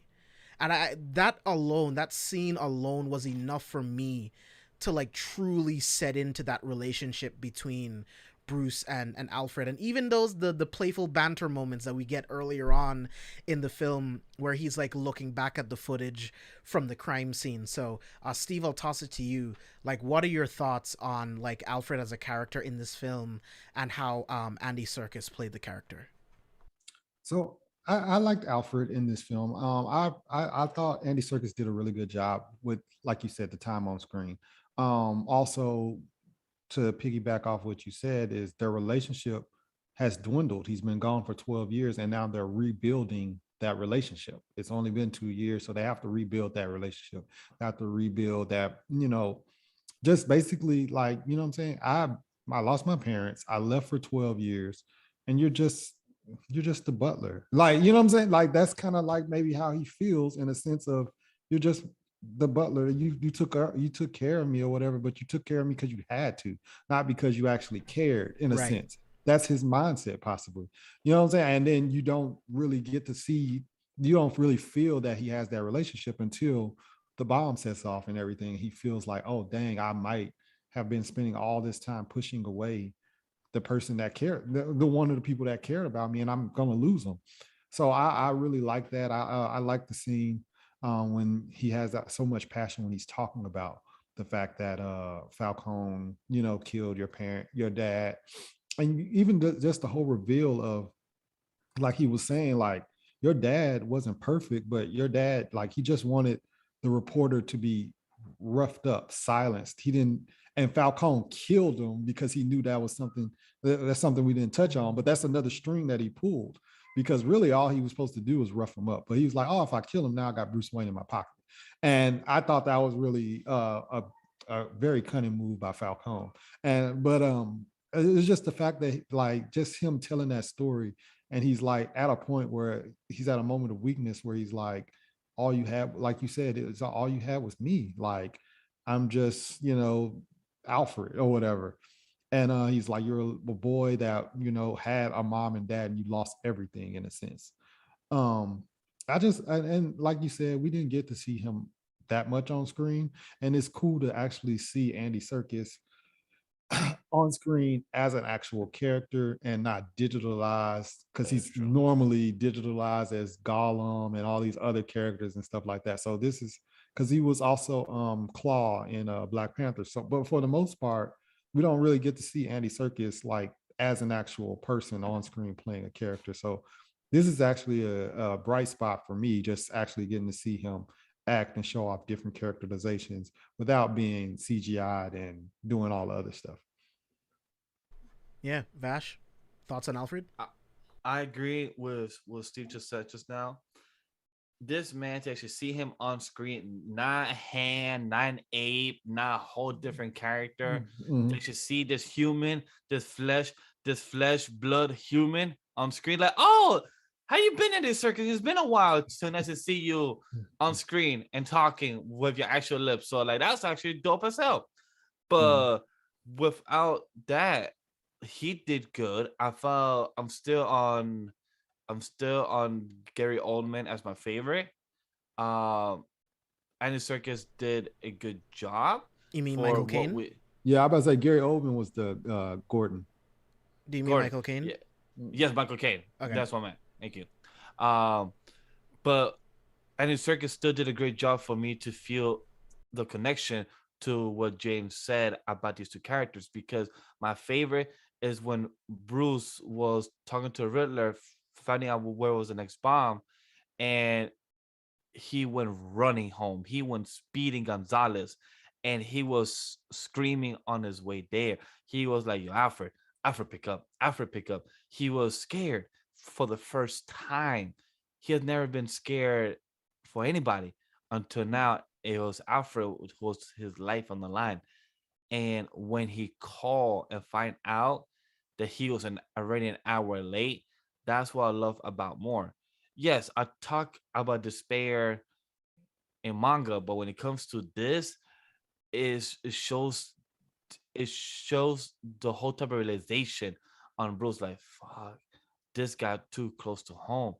And what was worse is that when he went to the hospital as Bruce, and when the doctor asks who's the next of kin that I could call, that's when he got hit home, because nobody is next of kin for him or for Bruce. The only person that he has is Bruce himself. Yeah. And the only person that Bruce has is Alfred. So they need each other, one another.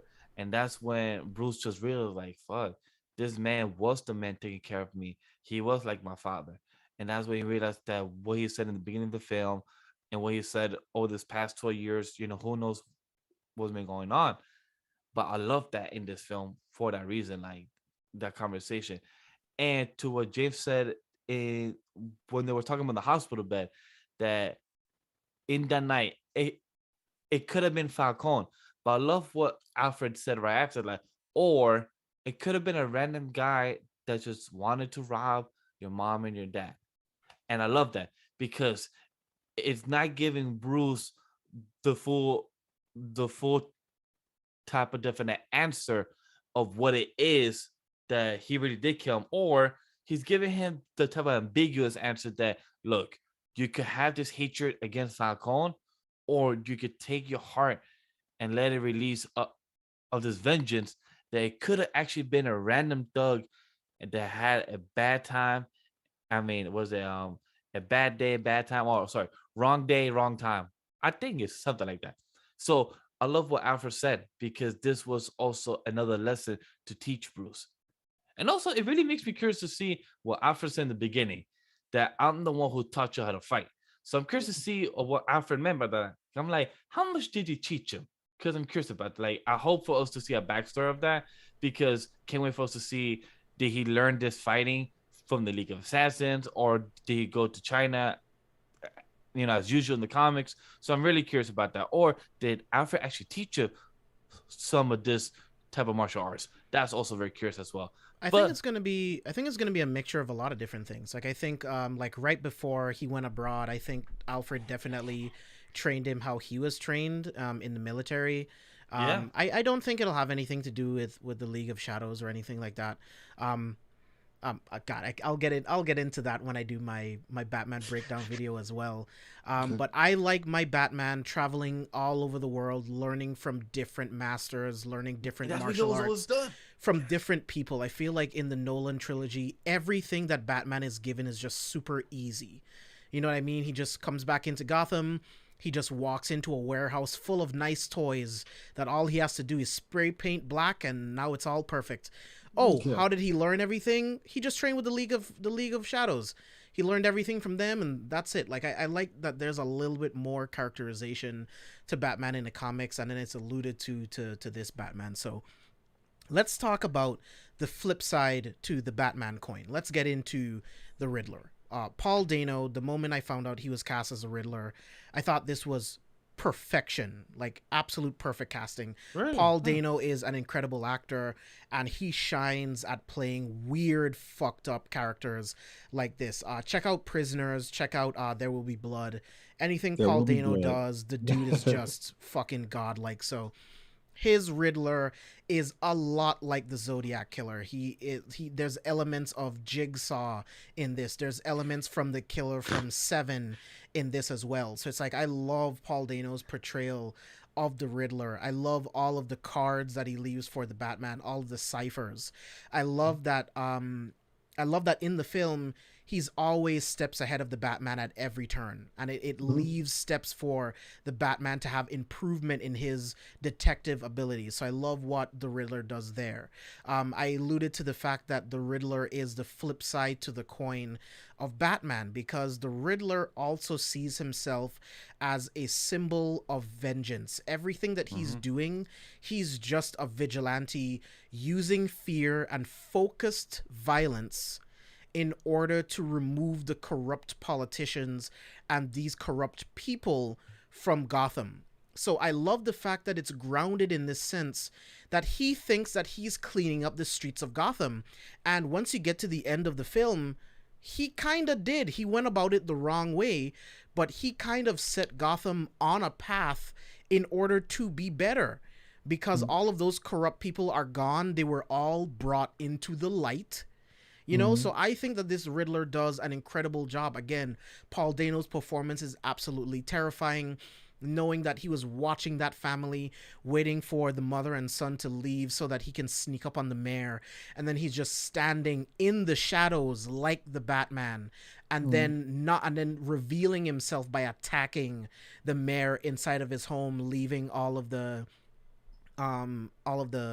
cards and everything like that, addressing it to the Batman, someone that he sees as like a silent partner. He thinks that him and the Batman are working together to uncover the crime within Gotham. So I love everything that Paul Dano does in this film. The very first card that we see in the mayor's house, it's actually very reminiscent of one of the cards that the Zodiac Killer sent to the police in real life. So I love what Matt Reeves and Paul Dano did with this Riddler, like bringing this comic book character from the comics to life, but grounding him in realism in Gotham, but blending in elements from these different types of serial killers into this character. So Steve, starting with you, what did you think of Paul Dano's performance as the Riddler? And then give me some of your favorite moments. Yeah. So originally, everybody was saying that Jonah Hill was supposed to be an undisclosed role. And then I was surprised because I thought it was going to be the Penguin. So when they said it was going to be the Riddler, I was like, oh, it's good that he didn't get that role. And when I saw that it was Paul Dano, I was like, oh, this is obvious. You know what I'm saying? Just because I've seen There Will Be Blood, I've seen was a Prisoner, and I've seen these movies, and I'm like, yeah, that fits him because the Riddler's just creep. Like that's kind of what he is. And I mean, I don't know him personally, but he feels creepy. Like, you know what I'm saying? Like when you He's see that really good dude, at it. yeah, he's just good at it. So like I just was like, all right, oh, let's see what we get. And when we got it, I love the interpretation that we get, where it's not like the slight tight clothes, green suit. You know what I'm saying? I like the green trench coatish jacket that we got, the kind of rugged Riddler. I like that. I like that interpretation that we got from him rather than him being in a suit with a top hat or purple gloves and shit like that. It just wouldn't have fit this Batman. You know what I'm saying? I loved Paul Dano, the way he like, we never get to see his face until really the end of the movie. I love the way that he delivers that interrogation scene where he says Bruce Wayne. And it's like, immediately I'm like, oh, he knows. He knows he's fucking, yeah, like he's like Bruce. And it's like, that's the first words he say to him when he walks. I don't know how other people see it, but the first words he says to Batman when he walks in is Bruce Wayne. I like that it can be read both ways. Like I'm of the mind, I'm with the people that think that he knows, but then the argument can definitely be made that he didn't know. Like it can go either way, and I love the ambiguity. I love it, and it's just beautiful. Damn, I'm curious to see how many takes it took to have the delivery that they wanted. Curious to see, like, if it took 6 takes, which one did he choose? Because it's just really curious to see, was there takes that he did slower, longer? It's such a great job, man. It was so good. That whole scene, the build up from it, because he starts off, he's whispering that Bruce Wayne, that line, and then next thing you know, Batman says we're not alike, and he starts to trip and go crazy, and he's like, no, we're the same. And he's like, that turn from that to that point was just, he's fucking good. Like, he does it really well. Steve, if I may jump in, I just want to add something. It's just that scene in the prison of Arkham, it's so well done. When he had that mental breakdown, it was goddamn beautiful. Because I have spoken to some people at work and some people online. They actually did not like that breakdown, and I'm like, that is Riddler's character. I mean, he's a person that he's a psychopath. Out. He's a psychopath. That's how psychopaths would react. Period. That, but also it's because he's a perfectionist. So he thought everything was gonna work out. He, like Steve said, you was my silent partner. We put the people that are supposed to be in jail, that we're supposed to, I killed them and everything. We worked together. We solved the case. And then he told him, join me. He thought he was gonna agree to this.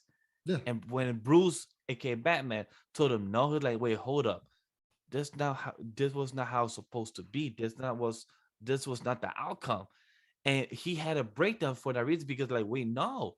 And I just loved the way it acted it so well, the way he just kept getting mad and questioning Batman, like, why? Like, and just screaming. I just fit so well to his character, and for the Riddler, he did such a great job. And by the way James and Steve are talking about how Paul Dano was for this character, I never knew who this man was until after this film. I'm like, I've never met this man in my life. I was like, who the fuck is he? But he did such a great job, and I've been amazed. I've been looking at the whole IMDb while Steven just praising this man like God. I'm like, never heard of this man, and he's calling him that he's perfect for this role. Bro, I'm like, shit. Honestly, and truthfully, then it had to be star power on, oh, we want to get Jonah Hill, because it's like Jonah Hill or Paul. That would have been a no-brainer for me. Like, if I'm casting this, it's a no-brainer. Paul Dano, So that had to be like, oh, Jonah Hill has more star power. I've never seen any of this films, and yes, James, I have not seen the Swiss Army Man. I've never haven't seen that. Oh, really? You haven't? Wow. You haven't seen Swiss Army Man yet. There will be blood, but it's not as much blood as you thought there were going to be. But he plays. But there is some. He plays really, really good at the crazy role that he plays in There Will Be Blood. Like, just him just coming up, and he's just being an asshole trying to take that land, things like that. That Paul Dano's really good. But hey, he did knock out the park. He did such a great job. But Steve, I'll go back to you. Yeah.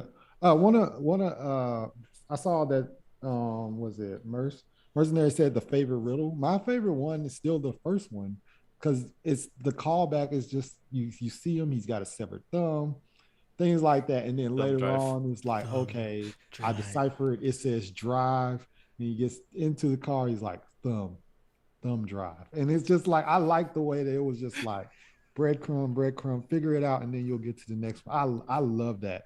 And then even it came full circle. The thing that he used, the weapon he uses to kill the mayor is the final clue Yep. to the last riddle. And I just was like, yo, he that was my favorite riddle because he brought it around full circle and it was just like breadcrumb after breadcrumb after breadcrumb. And it led to this part. And I just love that.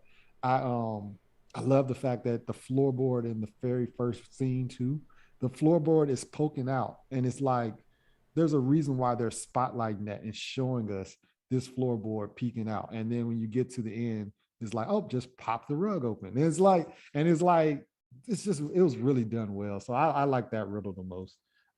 Sam talked about the see you in hell. I thought that was cool too. Because Yeah. then as soon as he's in the interrogation, he's like, I told you I see you in hell. So Yeah. I thought that was cool too. But yeah, Paul Dano did a really good job as the Riddler. I appreciate that we didn't get the man in a suit or something with tights like how Jim Carrey's character was, where he was wild and crazy. Um, Um, I'm happy they didn't. yeah, I'm so glad that we didn't get that. And if you watch Gotham, that Enigma was really, really good. So I'm glad that they were like, okay, you got that in Gotham, and then we're gonna just give you that amplified in this movie. So I really like that.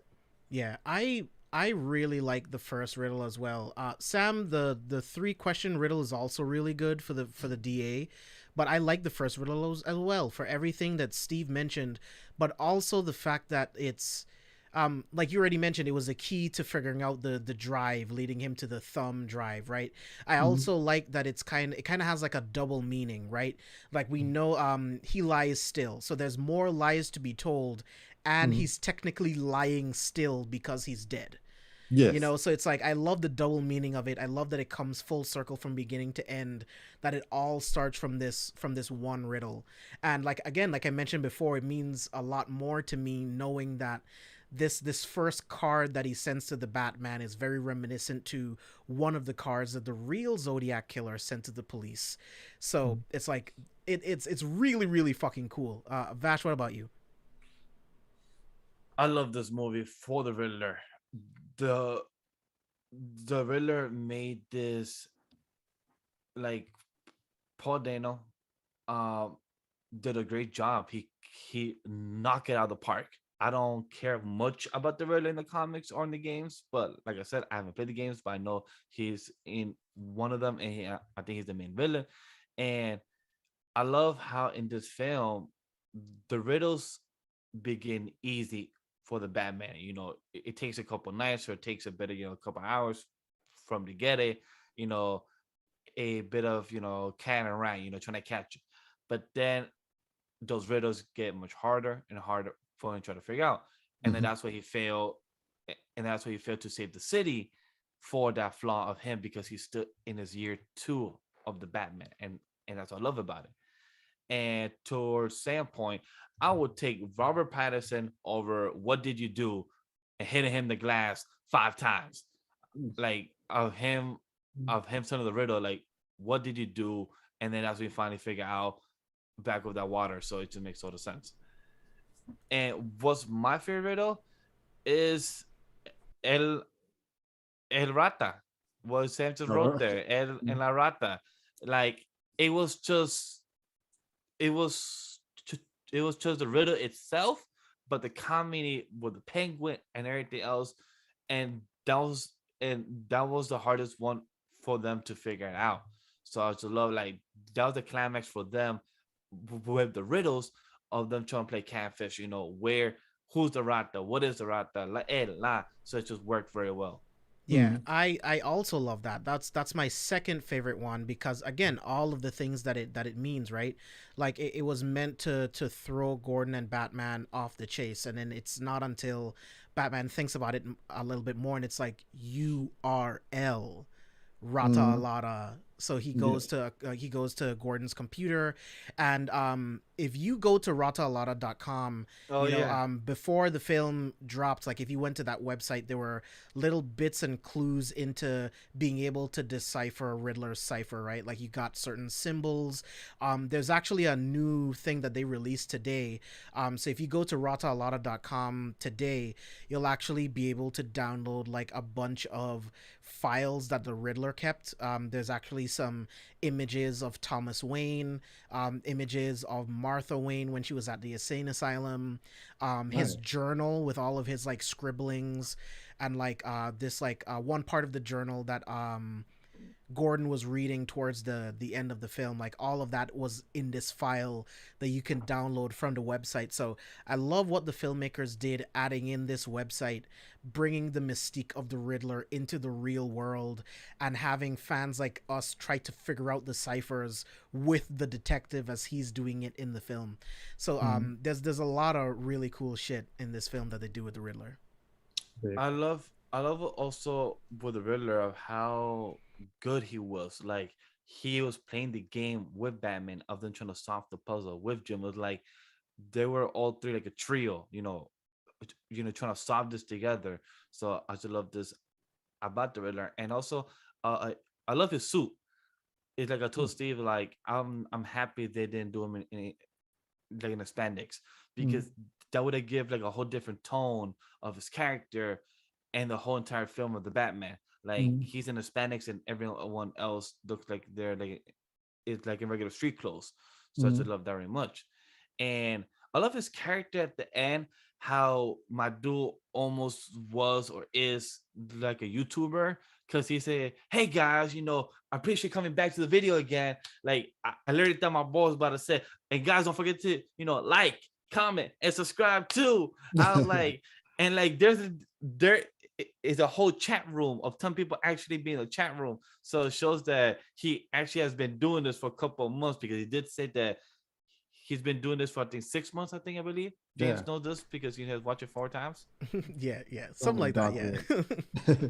Yeah, he's under the dark web. And so a lot of complaints that I saw too was, Batman couldn't solve the riddles and stuff like that. I'm like, dude, it's year 2, number 1.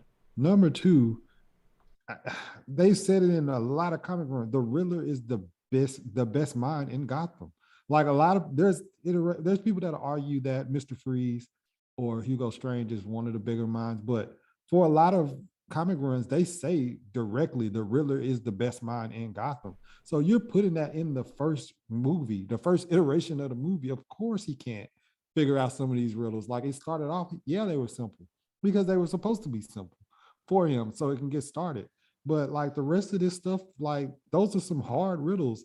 And I don't think, and some people were saying, "Oh, I could solve those riddles." I'm like, no, you can't. I was about to say, I played Arkham Asylum and Arkham City for a while, and those riddles I still haven't solved all of them. They're hard as shit. Really? Unless you go on YouTube and watch somebody who solved those riddles, they're damn near impossible. And then you also have to think of the fact, right? Like you said, it's year 2. Alfred's injured, because I've heard those criticisms. It's like, well, that's what Alfred does too. Like Alfred would have been a second pair of eyes, much like in the beginning where he was working the ciphers. If Alfred wasn't injured, he could have like tried to track like the IP address of where like the social media posts were coming from. But you have to remember that Batman is working the streets. He's also investigating these murders. He's trying to find the rat. Again, it's year 2. He did make a mistake. So he thought the best path was trying to find a rat. When he was talking to Gordon on the rooftop, he was like, whether we like it or not, it's the Riddler's game now. We have to find the rat in order to find the Riddler. Because like the riddle says, bring the rat into the light and then you'll find where I am. So he thinks that is the best course of action. Work the problem until it presents itself. And then, of course, the Riddler had contingencies. This is a guy that's been working on this for about a year. He's been working. He even says it in the scene in Arkham. I had it all planned out. This is something that he's been working on. He's been talking to people in message boards for months, trying to figure it all out. You know what I mean? So it's like, I like that Batman wasn't able to figure everything out, because he's not a perfect character. Batman shouldn't be a perfect character. Even 40 years down the line, He should still be flawed. He shouldn't be a perfect character at all. So I love that he failed. And at the end of the film, he's technically still failed. Riddler won. You know, so this gives him so much room to grow. These are good things, not bad things. This gives our Batman room to grow. This is good. I agree. It's like, what did you think this was gonna be, a one and done movie? Right, like this is good. Yeah, because even Sam said it. I thought you were smarter than this. Yeah. So it Yeah, and shows again, that, just like Sam said, like he was the one that figured out the renewal thing. No one else in Gotham figured out that people were funneling money from the renewal plan, and he figured it out, which sent him on this path of being a vigilante in the first place. Come on, man. Like, and but my other favorite that James brought it up, bring the rat to the light. Yo, at first, when the shot happened, I was like, and when Bruce looked up and stared at the land, he's like, oh, bring the rat to the light. Like, he's slowly trying to catch up to the game. He's slowly trying to figure everything out before it's too late. And Sam brought up even the Riddler won. The Batman doesn't try to let a lot of villains win. He usually tries to win at the right end. And it shows in this film that the villain actually took this round. He actually won. And that's very rare for Batman. And I love that. It shows that he actually failed this. And that's a good thing. for a comic book movie, like, look at how impactful it was for the Avengers to literally lose in Infinity War. Dano. We ended Infinity War. It's like, wait. They lost? Mhm. Wait, where did they do that at? Like, the heroes lost? The fuck? We have to wait a year to find out what's gonna happen next? So I like that. Our heroes should struggle. It shouldn't be easy. He is one guy protecting all of Gotham. He says it. It's a big city.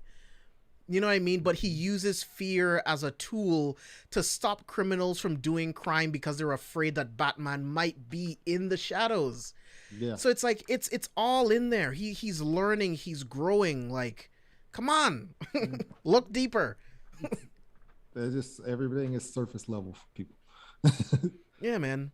But any other real quick, another thing that I wanted to talk about with the Riddler was his room, and I'm going to bring up this image, right? I love the wall of all of these different newspaper clippings. This is very reminiscent of Seven. When you watch Seven, the killer has all of these different journals with a bunch of different scribblings and ciphers and all of these different things. And I love this room. It's very reminiscent of the serial killer's room from Seven. So, like, what did you guys think about that? Like, the room itself was a character apart from the Riddler, playing into his psyche, like, where he's talking about, there's literally a page of his journal where he's like, I know what I have to do, which has become vengeance. It's a really, really interesting take on the Riddler and how he's made to be this parallel of Batman in this film. So, like, what did you think about, like, his room and the journals and his obsession over the renewal plan and trying to be the vigilante? I love the camera work when they show us the room and show us and then shows the perspective when Bruce, everyone else was looking at the room, because it felt so overwhelming.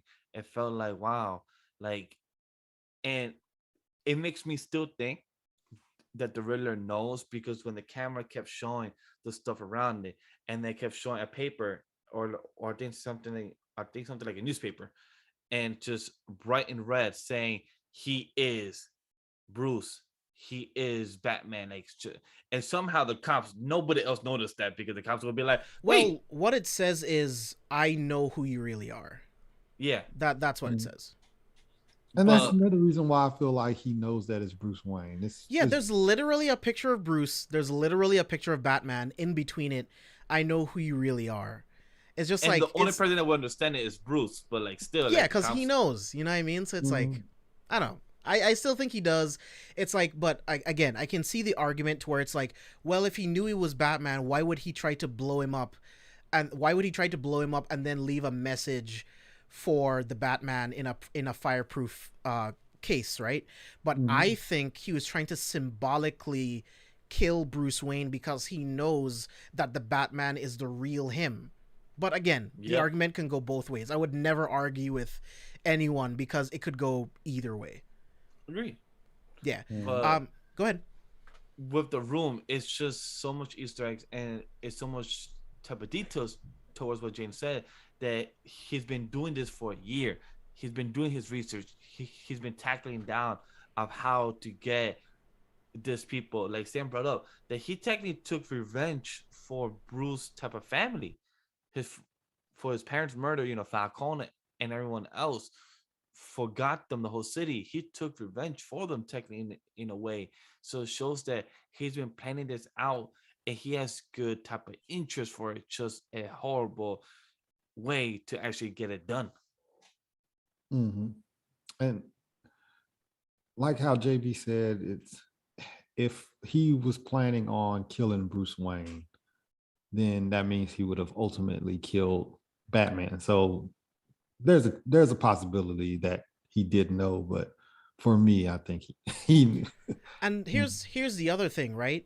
Here's the other thing. When Batman and Detective Gordon were interrogating Penguin, they were talking to Riddler on the laptop, right? So he knew that Batman wouldn't be there. So so he wouldn't have been blowing up Batman. I think he just wanted him to think that. But I think that's a whole like different thing that we could get into, dude, because like it really could go any other way. But any other thoughts on the Riddler before we move on to Detective Gordon? Nope. Good. Yeah. So I wanted to save Gordon and Batman for last because these two detectives are the focal point of this entire film. So I feel like anything we talk about with Gordon, it kind of goes in tandem with the Batman. So Steve, I'll start with you. What are some of your favorite moments with Commissioner Gordon, with Detective Gordon, sorry, and how do you feel about Jeffrey Wright's portrayal of Lieutenant Gordon? So it's funny that you pair these up, Detective Gordon and Batman, because Detective Gordon is Batman in the audio series. Right. Jeffrey Wright is Batman in the audio series. So that's actually cool. But yeah, and it's funny that he gets to play that he plays both sides of that.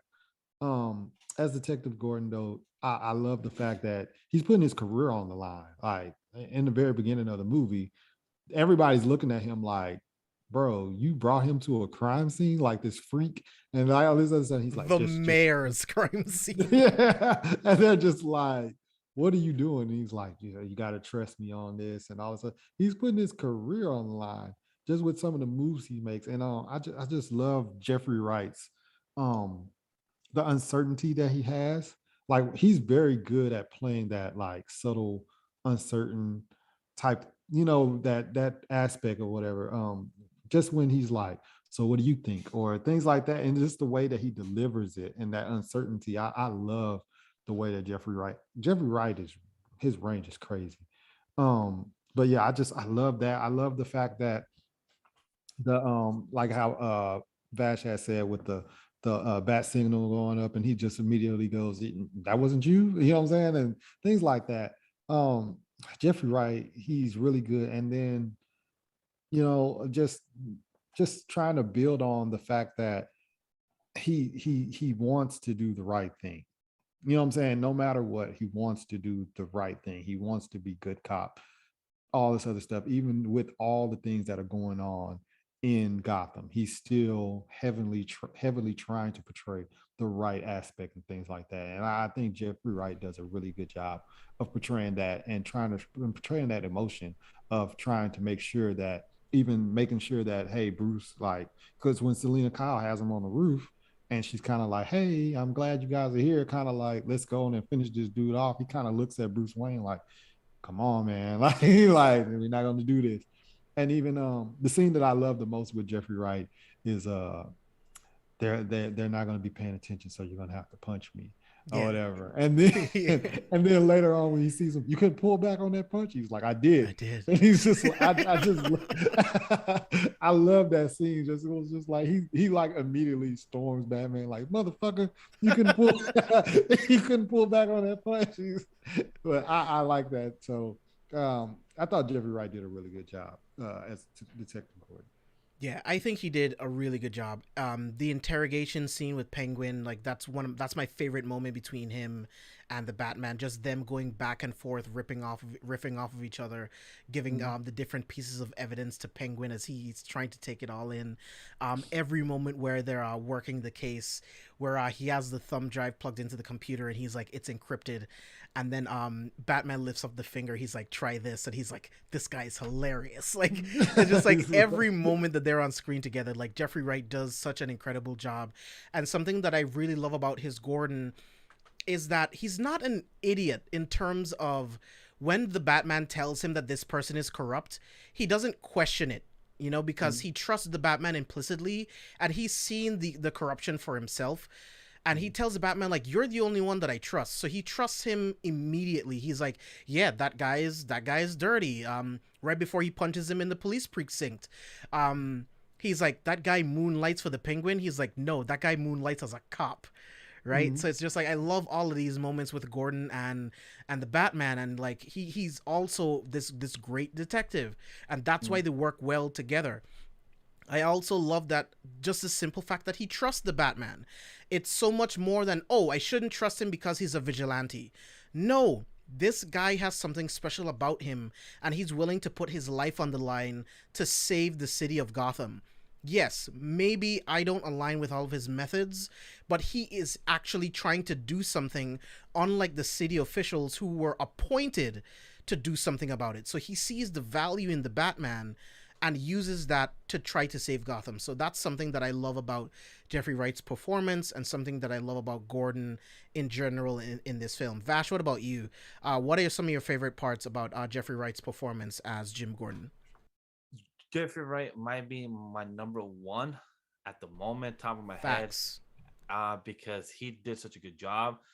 When I first heard his voice, like, hey, that's the Watcher. That's my dude. That's the Watcher.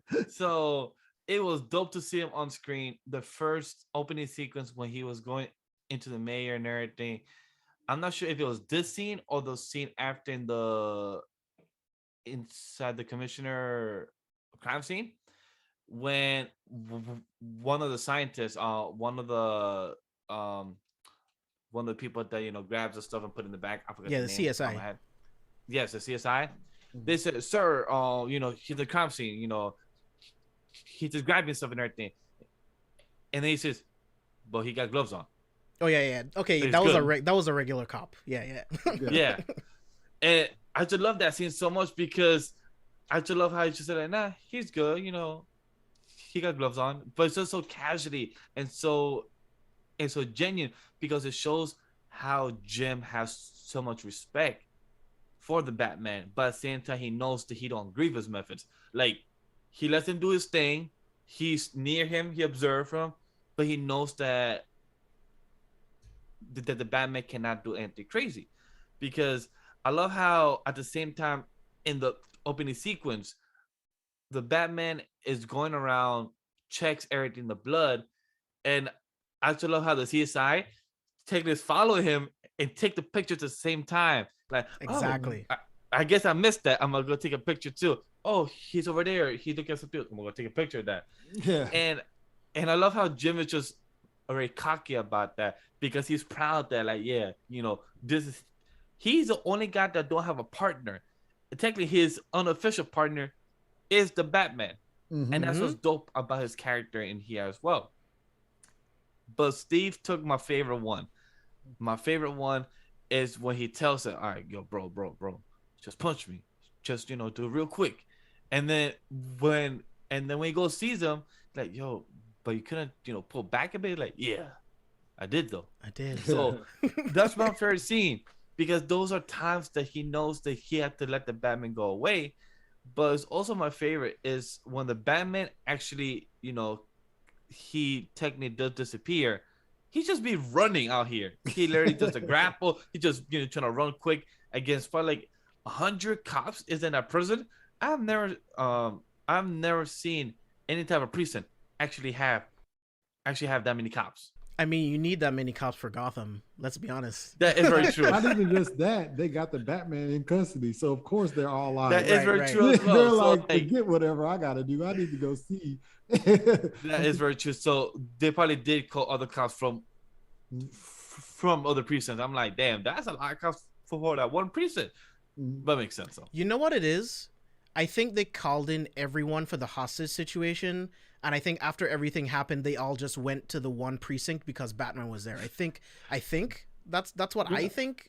Is the reason why they were all there? Sense. The DA just exploded, right? So literally, literally they carry him from that they arrest him. So I'm pretty sure they had like a 2-mile radius worth of cars following to get to the precinct.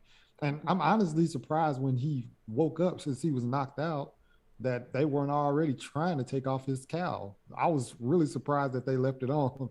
Yeah, I chalked that up to Gordon was stopping them. Like, he was trying to keep them away.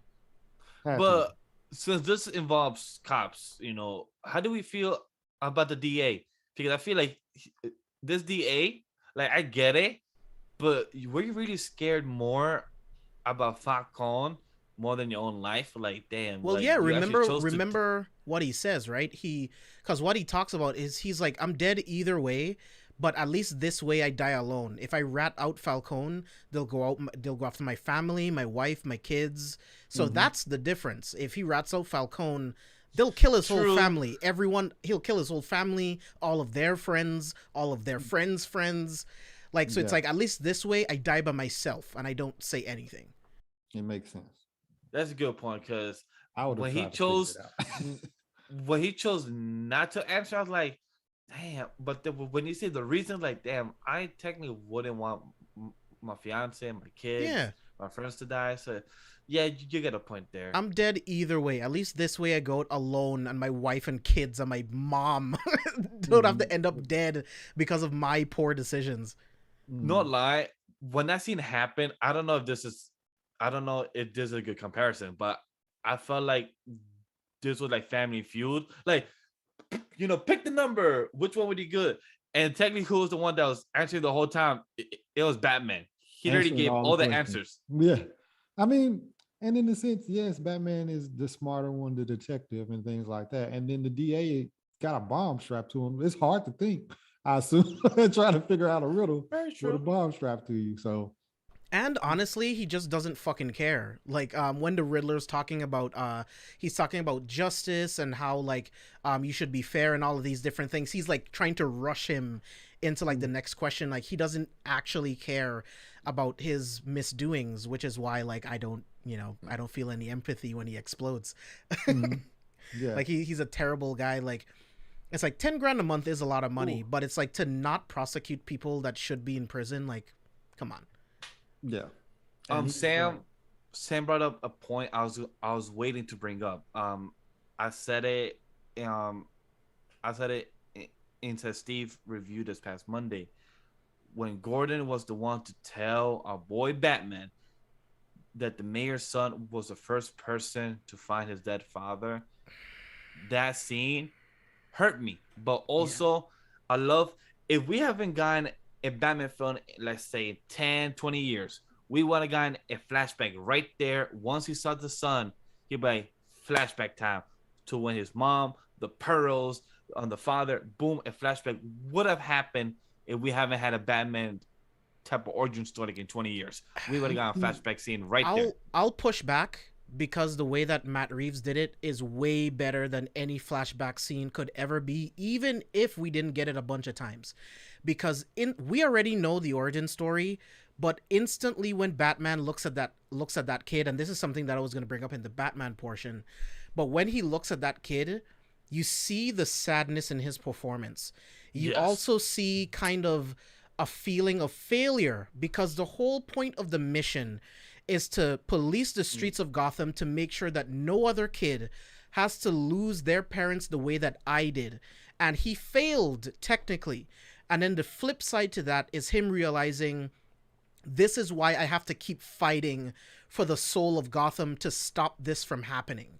So I'm glad that they did it this way and they didn't do a flashback scene, because doing it, having the scene and the relationship between him and the kid, it's way more effective than the flashback scene could ever be, because the whole point of it is the mission. The whole point is to stop this from ever happening to any other kid ever again. And he failed. And to add to that, this now does complete my favorite scene of the whole film. The end of the scene of the torch, before he tried to reach out for the mayor's hand, she's like, nah, I don't want to grab your hand. But the first person that does grab his hand is the same little kid that he saved back in the beginning. And the kid is the one that makes everyone else grab his hand, and they just follow the torch. That's one of my favorite scenes, because I just love what Matt Reeves did from the beginning. You brought it back together like a cycle at the end. I don't know if that was a foreshadow or if that was it was, but it was beautiful one, because that's one of my favorite scenes. Like, oh, it makes sense. Like you brought hope for this kid. You brought closure for this kid, and I just love it. It just works so well. Yeah, so we're already here. Let's get into the Batman portion of the review. What were you going to say, Steve?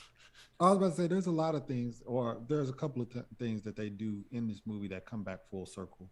Mm-hmm. So I mean that I didn't just look at it that way, how Vash said it, because I didn't even think about it. I just thought the kid was like, oh, okay, I trust him. So, but I forgot about the fact that he was the same kid. But they do a lot of little scenes in this movie where they bring stuff around full circle, whether it was the murder weapon, whether it was that scene, where there's even the scene inside of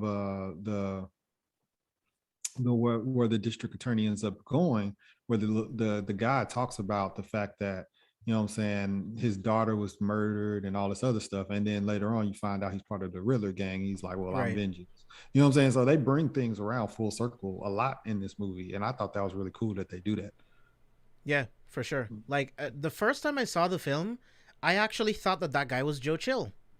Like there was something about the way that Greg Fraser and Matt Reeves framed that shot, where the guy's like, don't I know you? And then like he kind of leans back into the darkness, kind of like the way someone would have like stepped back into the darkness after like Joe Chill would have killed his parents. So there was something in that I was like, is that supposed to be like Joe Chill? But obviously they went in a different direction, and I appreciated it. But let's get into the Batman portion of this. This is where we're going to talk about our favorite elements of Robert Pattinson's Batman, and we're also going to talk about all of our favorite moments that we didn't already talk about that include the Batman. So I kind of want to go first because I've been waiting to get all of this out for so fucking long, ever since I've seen the film. But this is the live action iteration of the Batman that I have been waiting for my entire life. This is the true detective Batman. Without uttering a single piece of dialogue, every single step that Robert Pattinson walks into a room, you can see just from his facial expressions, the rage, the sadness, the determination, the focus, all with just a look. And that's something that I don't think we've gotten from any other Batman actor.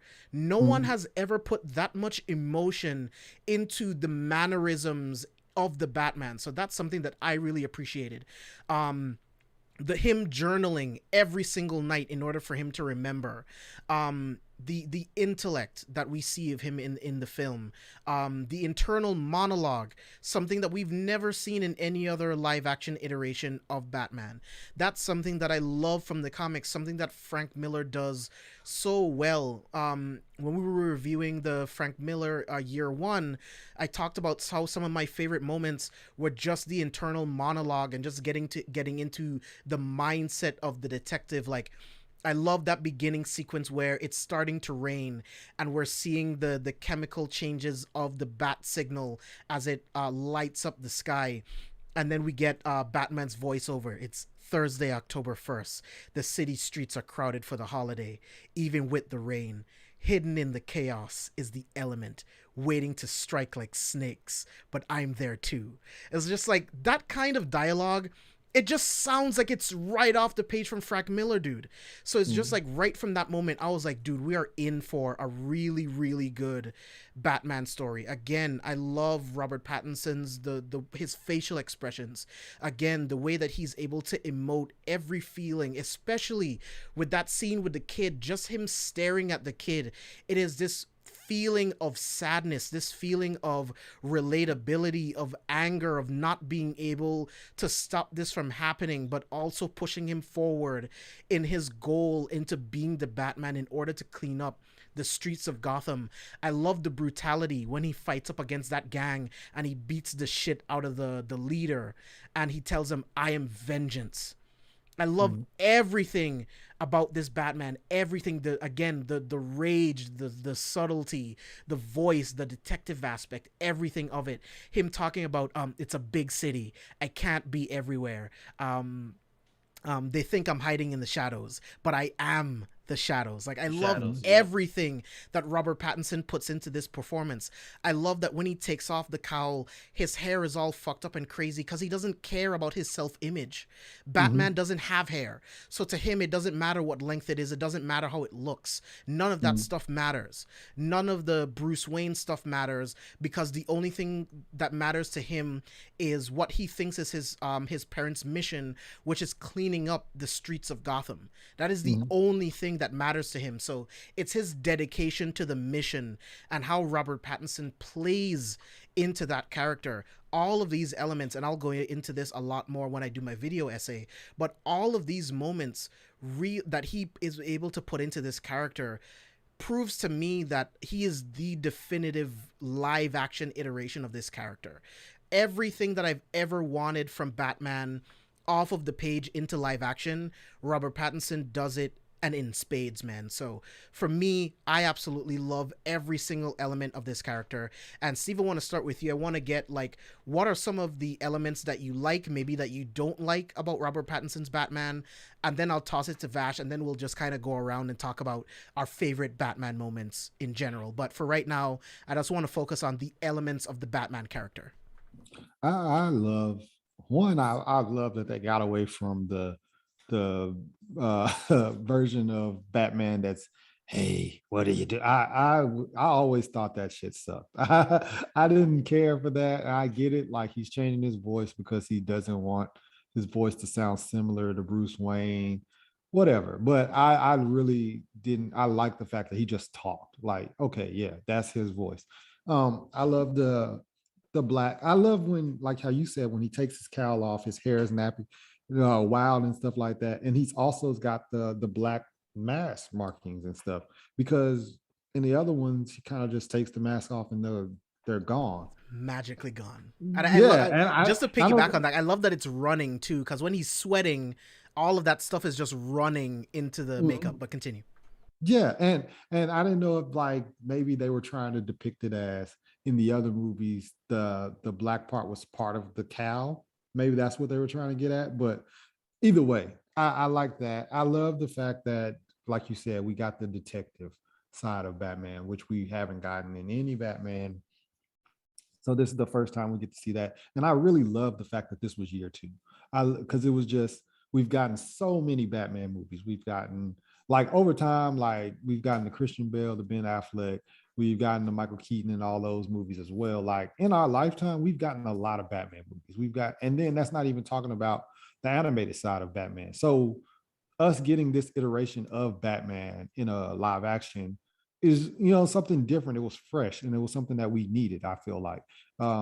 Because, and then I really appreciated that you guys touched on it too. They didn't give us the backstory. Like at this point in 2022, you've seen this backstory at least 5 or 6 different times. And even if you don't know the backstory, that your neighbor in the theater will be like, yeah, his parents died. And we just go on. There's no reason to show us another backstory. So I really love that they didn't. They hint back at it, they talk about it, but they don't have to show us the origin story again and again and again. I'm tired of seeing his mom and dad die. Like, it's just, at this point, it's like either or you you just been living under a rock. Why are you even here to see Batman if you don't know this origin story? So there was no need to put it in there. You also talked about the rage and the anger because he's not pulling back these punches. These are brutal punches, and like Batman usually beats people up, but it's like he knocks you out and that's it. And it felt like he was knocking them out, and as they were going to the ground, he's still throwing 3 or 4 more punches, and it's Just a just couple like, extra ones. yeah, it's like the dude's down, man, and so he's clearly really pissed off. Hey, you gotta make sure they're down. You know, you gotta make Double sure. tap. Hey, you gotta double tap. Make sure they're dead. Yeah, so just seeing how angry he was really really something interesting to see. And then like how you said, how we touched on earlier a few times, we touched on him using the glider, and we getting to see that type of Batman. Like he's nervous, kind of like, oh snap, I'm about to jump, like, and he skydives or whatever. Thought that was cool. And even with his interrogation of how him and Gordon do the buddy cop thing against the Penguin. Just that interrogation scene was pretty cool too. I really liked it. I liked Robert Pattinson a lot. Man, I feel like people owe him an apology because we didn't want to give him a chance. The only gripe I will say, not we, but we as a people, as in everyone. Only gripe I will say is that like once some of the scenes where they show Robert Pattinson without a shirt, I mean, we know Batman is a little bulkier. So that would be my only real gripe. And that's not even a big gripe because it's like 7 seconds. It's not even a long, you know what I'm saying, time with him without a shirt. So you know what I'm saying? But other than that, like that would be my only gripe if I had to give a gripe about this Batman. Yeah, just to piggyback off of that real quick, I agree, right? Like, Batman should be the example of physical perfection, right? Like, he should be the peak of physical fitness, right? And although he was in shape, like, I prefer my Batman to be a little bit bigger, a little bit bulkier. This is a guy who does nothing but tinker with his gadgets, work out, and beat the shit out of criminals.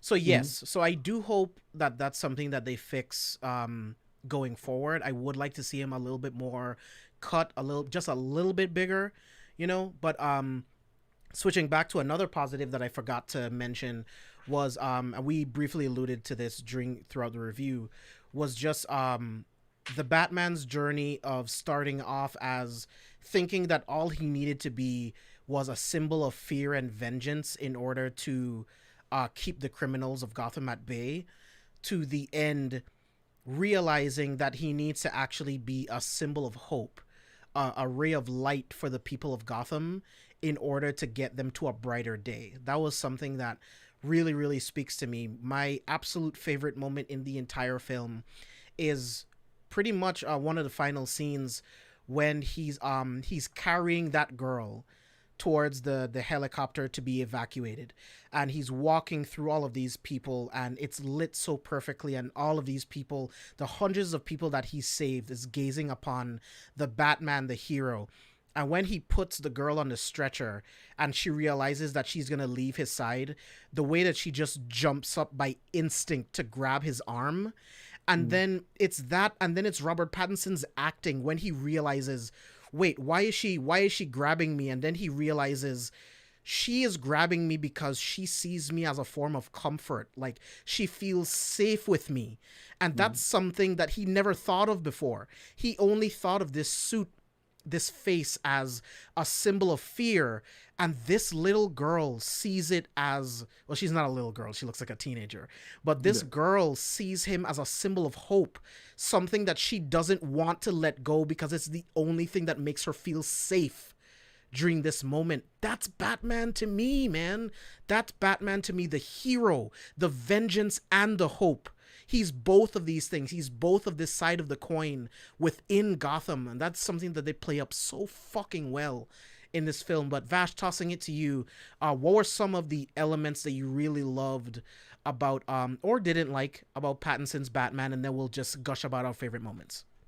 Man, it's hard to say what you didn't like from Robert, because I don't got a con from this film. Like, there little small things, just to improve, but from Robert, man, knock out the park.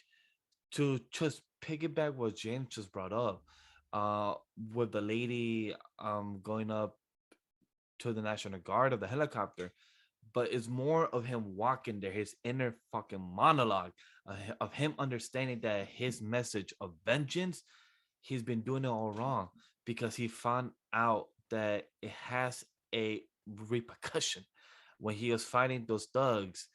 And I think it was Jim Gordon, or I think it was a random cop that asked, "Who are you?" And the cop, um, and the Riddler goon said, "I am vengeance." When Batman heard that, his expression, he didn't say a word, but like we've been saying it throughout the review, this man Robert has been killing it with his emotions and body language, because when he saw that this motherfucker said, "I'm vengeance," he's like, "Oh fuck, I've been handling this whole situation wrong." And then his inner monologue in the rooftop of the stadium saying, "This whole city is martial law, and I've been handling this all wrong. Like, I've been trying to put people to fear." But he's saying, now I forgot who brought up in the chat, but now he needs to go to his next year 3, because right now we're in the month of November. Next film we're gonna have is probably year 3, or time skip to year 5. But I hope to see when people see him and people ask who he is, can't wait to see that he says, "I'm Batman." People could call him the Dark Knight. I am vengeance. He's a creature of the night. G- Give him whatever name you want to give to him. But now when he arrives, when Jim or the cops ask, "Who are you?"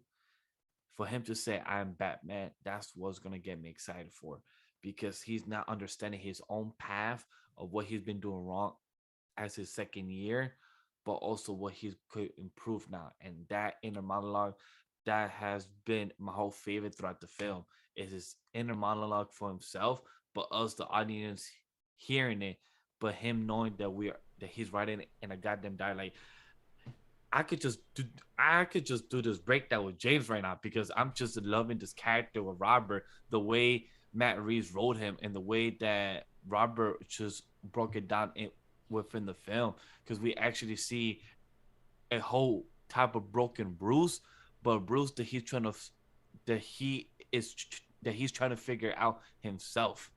And that is just amazing. Like, a character who is a character but trying to make himself become a character is fucking wild within a film.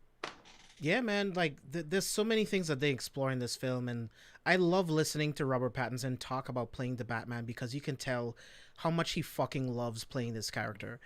He was in an interview and he was talking about the fact that he likes to think that the Batman goes out every single night fighting lower level criminals, trying to relive that moment, that trying to relive that night, and rewriting it in his mind that he was actually able to save them. Because much like that hospital sequence when Alfred, and we know from the comics that Bruce always blamed himself, right?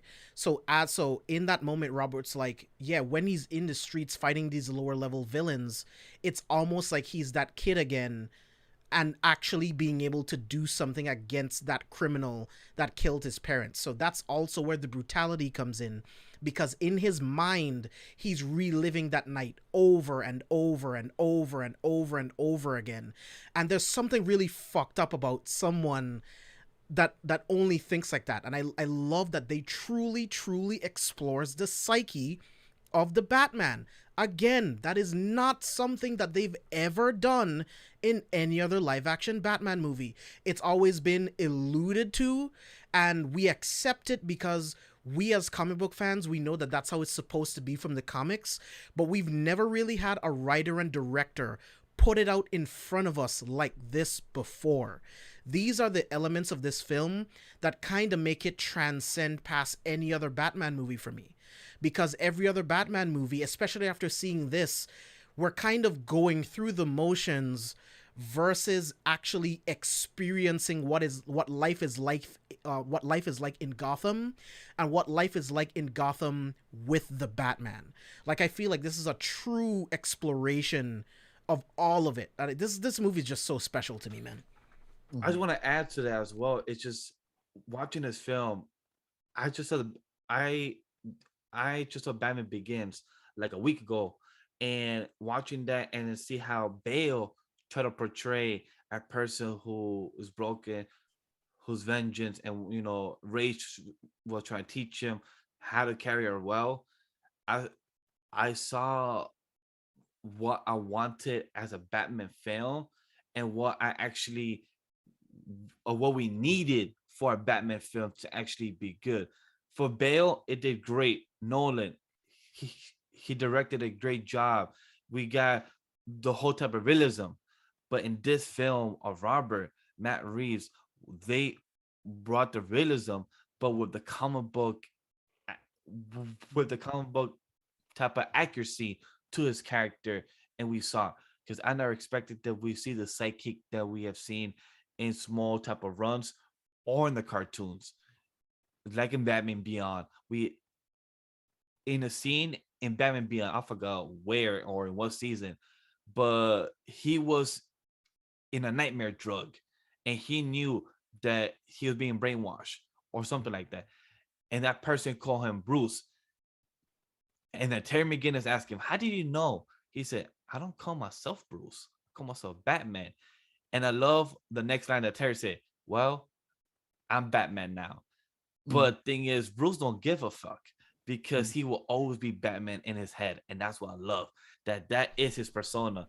And I love when Alfred told him to go out, that people need to see Bruce is alive.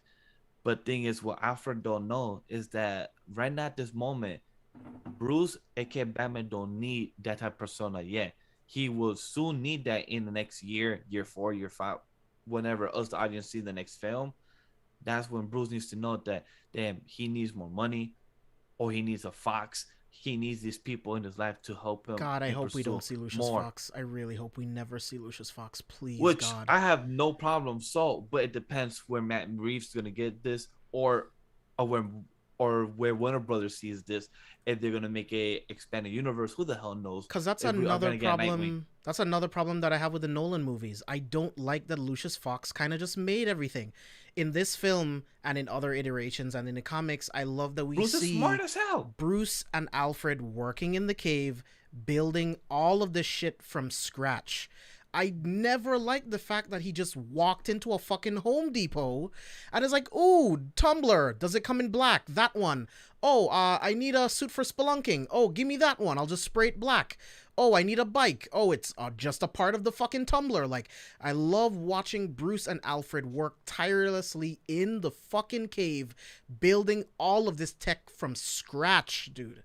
And for that is amazing because I was on my friend podcast. He didn't know that Bruce was this smart. I'm like, Bruce has made the Watchtower without other damn superheroes. Yeah, the teleportation tech, it's his. He's the one that designed it. Like, people don't know is that these type of qualities get lost in other type of mediums just because people just want to focus on the Batman. No, there's other qualities. There's a smart one that has Wayne Tech. Yeah. Like Wayne Tech was made by also him and his father and other scientists. Bruce is a genius. That's why he could handle the whole board. But people don't other see that whole type of detective side and smart side of Bruce. Those are other qualities that makes the Batman, not just the gear. Like in this film as well, I love that he used the battering for 2 things in this film, and it was in the chest plate. I love it that we didn't need to see the whole CG of it flying and grab, people, take them down. No, I love that he literally used the battering to freaking open a door. Yeah. That's what he did, and I forgot the other time. To cut the wire at the top. Oh, Yeah. yes, you see? So it was for 2 things that could have been done with a knife, but he used a battery and put it in his chest plate. I love it. It was a great quality for him.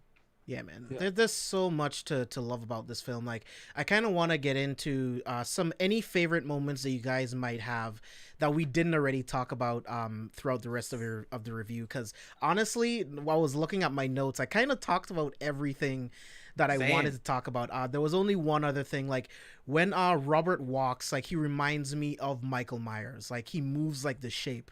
Like, during the funeral sequence when he was walking out of the shadows towards the DA, the way that he was walking, how slow he was moving, the silhouette, like all I could see was Michael Myers. All I could see was the shape. So I love, again, another way that they filmed it and how Robert like carried himself as the Batman. But yeah, man, we talked about the car chase, we talked about the hallway sequence, we talked about a lot of different things. So if there's anything that you guys think that you missed that you wanted to bring up in favorite moments, bring it up now, because I want to talk about potential villains for the Batman sequel.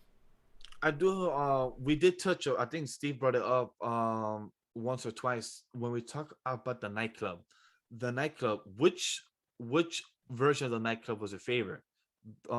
Because I like when Bruce came in by him. Like actually, Bruce went in and and he took down the lights as Bruce first, and then after he switched into his gear into Batman. And also, I love how he switches. Like he don't travel the city in his bike as Batman. He travels as a dude with a big ass jacket and just cargo pants.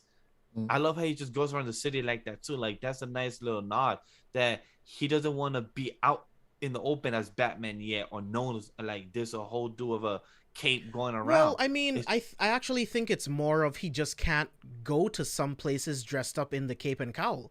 So it's like he sneaks into the club, and then after he knocks out this one guy, he instantly switches back into the costume. So I think he only switches it up only when he needs to go places that he can't go into with the suit, because you can see he keeps the black around his eyes and all of the gears inside of his backpack. So it's like he's only taking off a couple parts of the suit in order to get into places at certain times, because as a detective, as a spy, you know, that's what you have to do. So it's like, you know, that's what I thought anyway.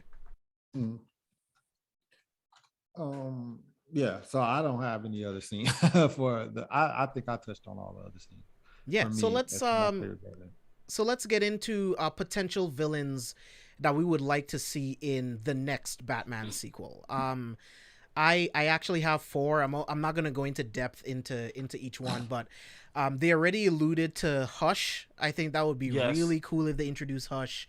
I was actually talking to Merc on Twitter earlier this week, and we were talking about Hugo Strange potentially being an antagonist, because so something real quick before we dive even further into this, something that Matt Reeves talked about was an element of the film that's going to be on the Blu-ray that was cut out of the film.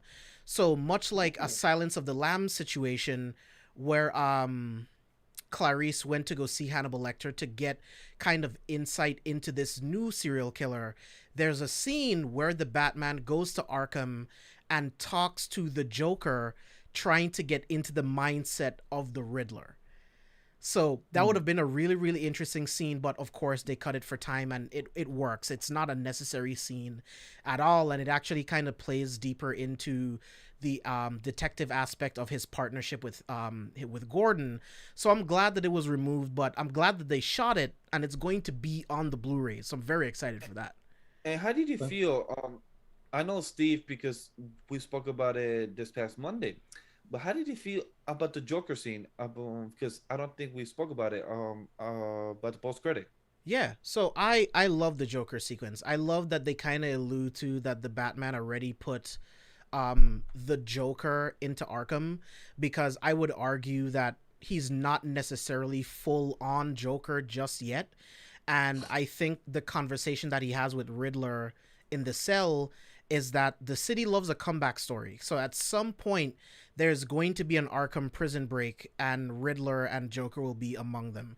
But I did like the scene. Barry Keoghan, I believe that's how you pronounce his name. I thought he did a good job with like the voice and like the mystique of like who this character is, and like him bringing up the riddle. The less of them you have, the more one is worth. A friend, like appealing, and that's something that the Joker does, and something that Nolan did really well in The Dark Knight is the Joker being able to appeal to other psychotic people and kind of manipulate them into what he wants. So to have Hugo Strange be a type of villain would be interesting for them to explore Arkham. Maybe Hugo Strange could be the antagonist for the Arkham series that they're making, because the Jim Gordon like Gotham PD series, Matt Reeves talked about it becoming more of an Arkham type series, so that could be interesting. He talked about Mr. Freeze. I think that would be so compelling to put a super grounded Mr. Freeze who is he's simply a man willing to do anything to keep his wife alive. I think that's something so compelling. I think that's something that Batman can align with really well, and he'll have to kind of fight like his need to like stop Freeze and trying to help him as well. Which is actually something Batman and Robin does really well, where Batman kind of comes around and he finds a cure for McGregor syndrome, trying to like help Mr. Freeze cure his wife. I thought that was cool. And then the last one, and then I'll toss it to you guys, is the Court of Owls. Riddler talked about, you know, the Arkhams and the Waynes and the secrets. Well, we know that there are other families in Gotham that were a part of building Gotham to begin with. So I think Court of Owls would be a really cool next step to go deeper into the conspiracies of the Waynes and the Arkhams, and for Bruce to learn even more things about his family's history that he had no idea about, right? So I think Court of Owls would be an amazing progression for like the next story. But Steve, I'll toss it to you. What do you think? Who do you think would be a good villain for the Batman 2? So much like you, I was thinking I want to see something fresh on screen that we haven't seen in a while. So Mr. Freeze would be the first one that I was thinking of. I would like Esposito to play Mr. Freeze. I think that would be amazing to see Esposito as Mr. Freeze. It just makes so much sense. But on the other hand, I don't want to see the Joker again because we've seen so many iterations of him on screen. And I'm kind of tired of it. And Matt Reeves did say that you probably won't see him again. Like, if we do, it'll just be like a quick like Arkham scene, because Batman already put him away. I don't think this is like the real iteration of the Joker, but I'm with you. I don't want to see the Joker for at least 3 movies. Like, there's too many villains in his rogues gallery to just do the fucking Joker again. But I do like that he just exists in the universe. I like that he's the man behind the wall. And I would now, as you guys have talked about Hugo Strange, that would make sense. You do that, you can keep Joker as the man behind the wall. You never show his face, but you kind of have conversations with him. You can show a Harleen Quinzel doctor going in there and continue going in there, and then actually come out, we get the character development origin story of a Harley Quinn. I think that would be cool. And then you get to bring the Riddler back because he's in Arkham, and you can kind of bring that aspect in. So I like that as a storyline as well. Storyline that I also would like, because I want to see a fresh villain that people probably don't know about. I would like to see Arnold Wesker, the puppet with the puppet. I would love to see that as a like a kind of like, I would love to see that kind of on screen, to see how they do it, to see how they would do it and how they would come up with different aspects of it, because we've seen it, but we don't, you know what I'm saying? We haven't actually seen it live action. I would love to see how they would play with that, how Matt Reeves could come up with something like that. And that would be something fresh, something different that we haven't too much seen. I'm not interested in seeing a Clayface just because of the way that these Batman movies are dark and things like that. But yeah, those are like my main ones. I really want to see Mr. Freeze. I want to see Esposito as Mr. Freeze. I think he's built for that role. Sign me up, dude. Take my money. Just take my fucking money. Like, Giancarlo Esposito as fucking Mr. Freeze, bro. Take my money. And Merc, Dollmaker would be dope too. Dollmaker would be a really that's cool. a nice one. I didn't think of that. But Vash, what about you? What are some villains that you would like to see in the sequel that you think would fit? I brought him up like 3 times in this review. Black Mask. I would like to see Black Mask done well, and he'll be a good street level type of villain, like the Penguin, like the Riddler. Like, he doesn't have like any crazy type of CG, and if you did the damn Penguin look that good, Black Mask is literally a white suit, black tie, and a black mask on your face, and you can make it look so good. Who I could cast, I don't know, top of my head right now. So definitely Black Mask. Bane done well, not by some type of white dude. You know, like, I want to see my little Mexican, Spanish culture out there. So Bane would be pretty dope. Mad Hatter. Mad Hatter is one that I'll be interested to see. So that'll be one that will fit Matt Reeves type of wheelhouse. I know that Steve brought him up that he wouldn't want to see him, but I would like to. Clayface. I would like to see Clayface done on a film because I've seen him done in comics and cartoons, and he is a dope character, and he has become more of a villain, more of an anti type of hero because he has joined Batman in the Detective Comics runs. So I'm curious to see what Matt Reeves could do with his character. Is that 4 or 5 we're doing? I think you can do any number. I just had 4 off the top. You can do any number you want. Right, I like Clayface. I think they would do him written well, but WB, you're depending on Warner Brothers CGI to make Clayface, and it just hasn't fared well. Hey, yeah, I don't want it yet. Yeah, they could ask for help for I forgot the studio that did Godzilla. It's Warner Brothers and the other studio. I forgot the name. Legendary. Yeah, Legendary. Just ask for them for help because they will knock out the park. Get Weta.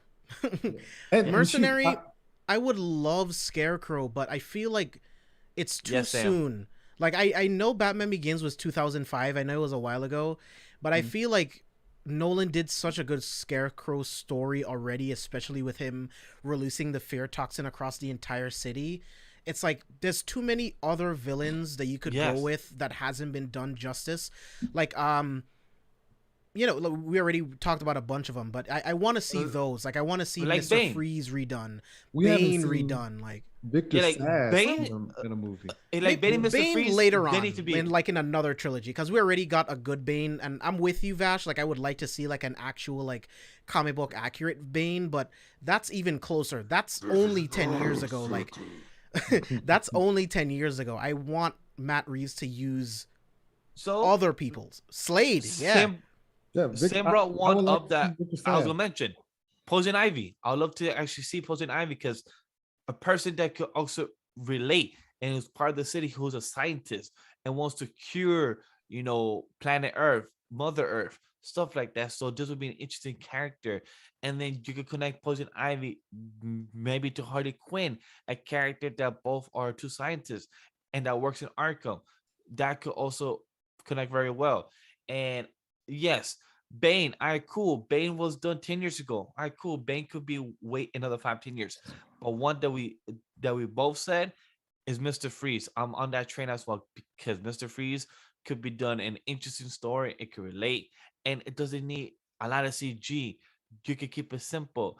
If the Flash TV show could do a freaking damn ice gun very well and do good animation with that, you could do that much better, Warner Brothers. And with a guy who has a whole costume, it's been years. All right. I think the movie was 1989. You could do a better version than that. It's been a good 40 years. So give us a good Mr. Freeze. Yeah, Freeze was that was 97, right? Batman and Robin was 97, I believe. Yeah.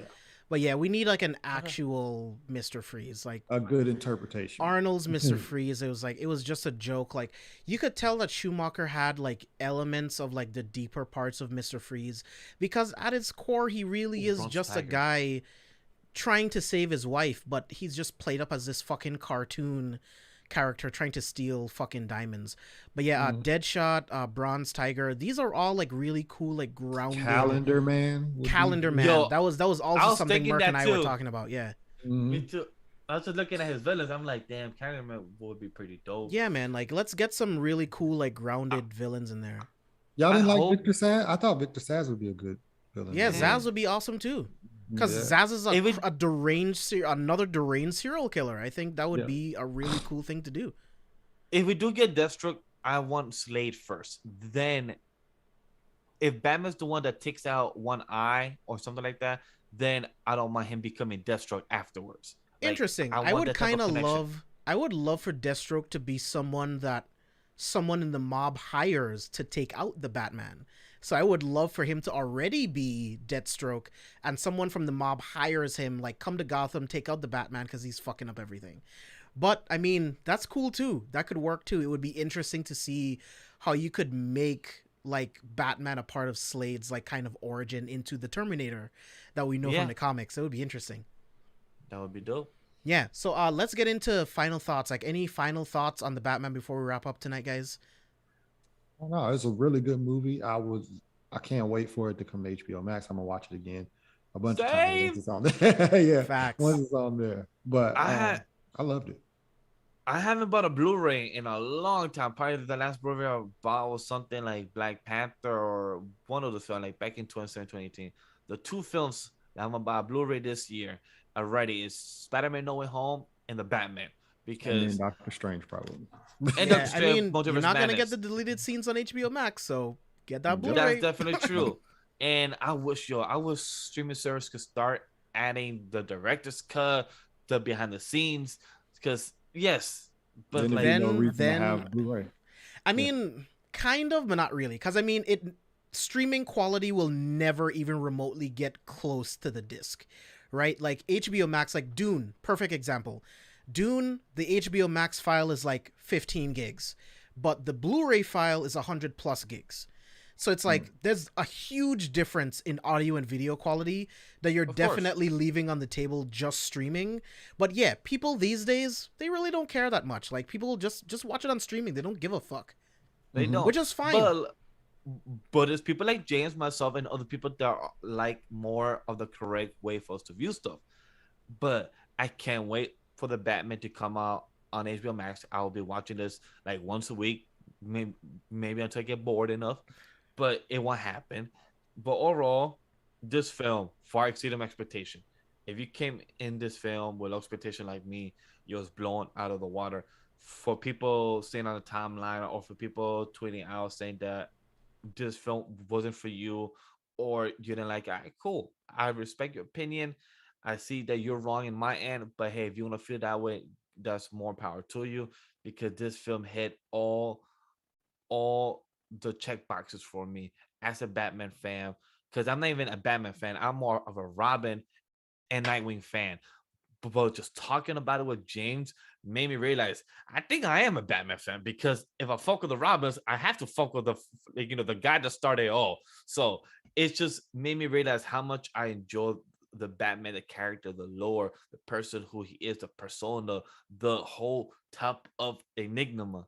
And to see that he is what he is in this film, Robert Pattinson knocked it apart.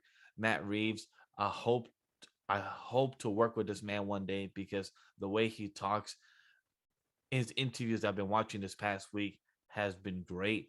This man, this film is just great. I like. If anything, I could talk to James more about like, yo, would you do a commentary? Because I feel like I could talk about this film for hours and hours more. We will. I definitely just, want to do a commentary track. So good about this film. I'm gonna just shut up because I feel like I could talk for another 10 minutes. Yeah, I'm gonna keep mine simple too. Like I said at the beginning of the Batman portion, this is the live action Batman that I've been waiting for my entire life. I love the detective aspects. I love Robert's acting again without uttering a single line of dialogue. You're able to experience every single range of emotion that he goes through. The focus, the rage, the hint of sadness hidden behind his eyes with every glance, with every look, the determination, the addiction to being on the streets fighting the criminals of Gotham. I love absolutely everything about this movie, the cinematography, the sound design, Giacchino's score, everything about this movie fires on all cylinders, and I absolutely can't wait to do my video essay explaining verbatim in every single way why I think Robert Pattinson's Batman is the greatest live action iteration of Batman, period. And it's fine if you don't agree with me. I don't need anyone to agree with me. These are just my thoughts, and I want to put it out into a video for me. So that's all of my final thoughts there. Steve, where can the people find you online? Oh yeah, you can follow me at ScubaSteve1428 on all social media. Follow the Blerd Mind Pod, and it will send you to our Linktree, which has everyone that's part of our podcast, all 9 of us. It has our Patreon, it has our store. Right now on our Patreon, we have a live episode of a Batman review that we just did with Legendary Vash and Rob from Dad Needs to Talk. We also have already uploaded another 4 or 5, and I was uploading one in the background as we were speaking. So we're we're uploading content all the time onto our Patreon that you guys don't get to see regularly on our Spotify because there's just not enough room. So yeah, but other than that, man, thank y'all. Yeah, definitely consider subscribing to the Patreon. Their Batman review was so good. Again, it's exclusively on the Patreon. Definitely consider checking it out. And they really do upload a lot of fucking content on a weekly basis. Like, my email is just full of Inside of the Might of the Bird Patreon only posts. So they are fucking grinding. So definitely at least check out the Patreon and consider becoming a patron. Vash, what about you? Where can the people find you online? You can find me waiting patiently for Abe to write a poem for the Anime Lately team. Not sure when he's gonna write it or who's gonna write it about, because I know he's gonna find some type of loophole saying that I just had to write it to the team, not to a member. So I know he's gonna find a loophole about that. So I'm sad because I wanted a poem for myself from Abe. Anyway, you can find me at Legendy Vash everywhere on social media.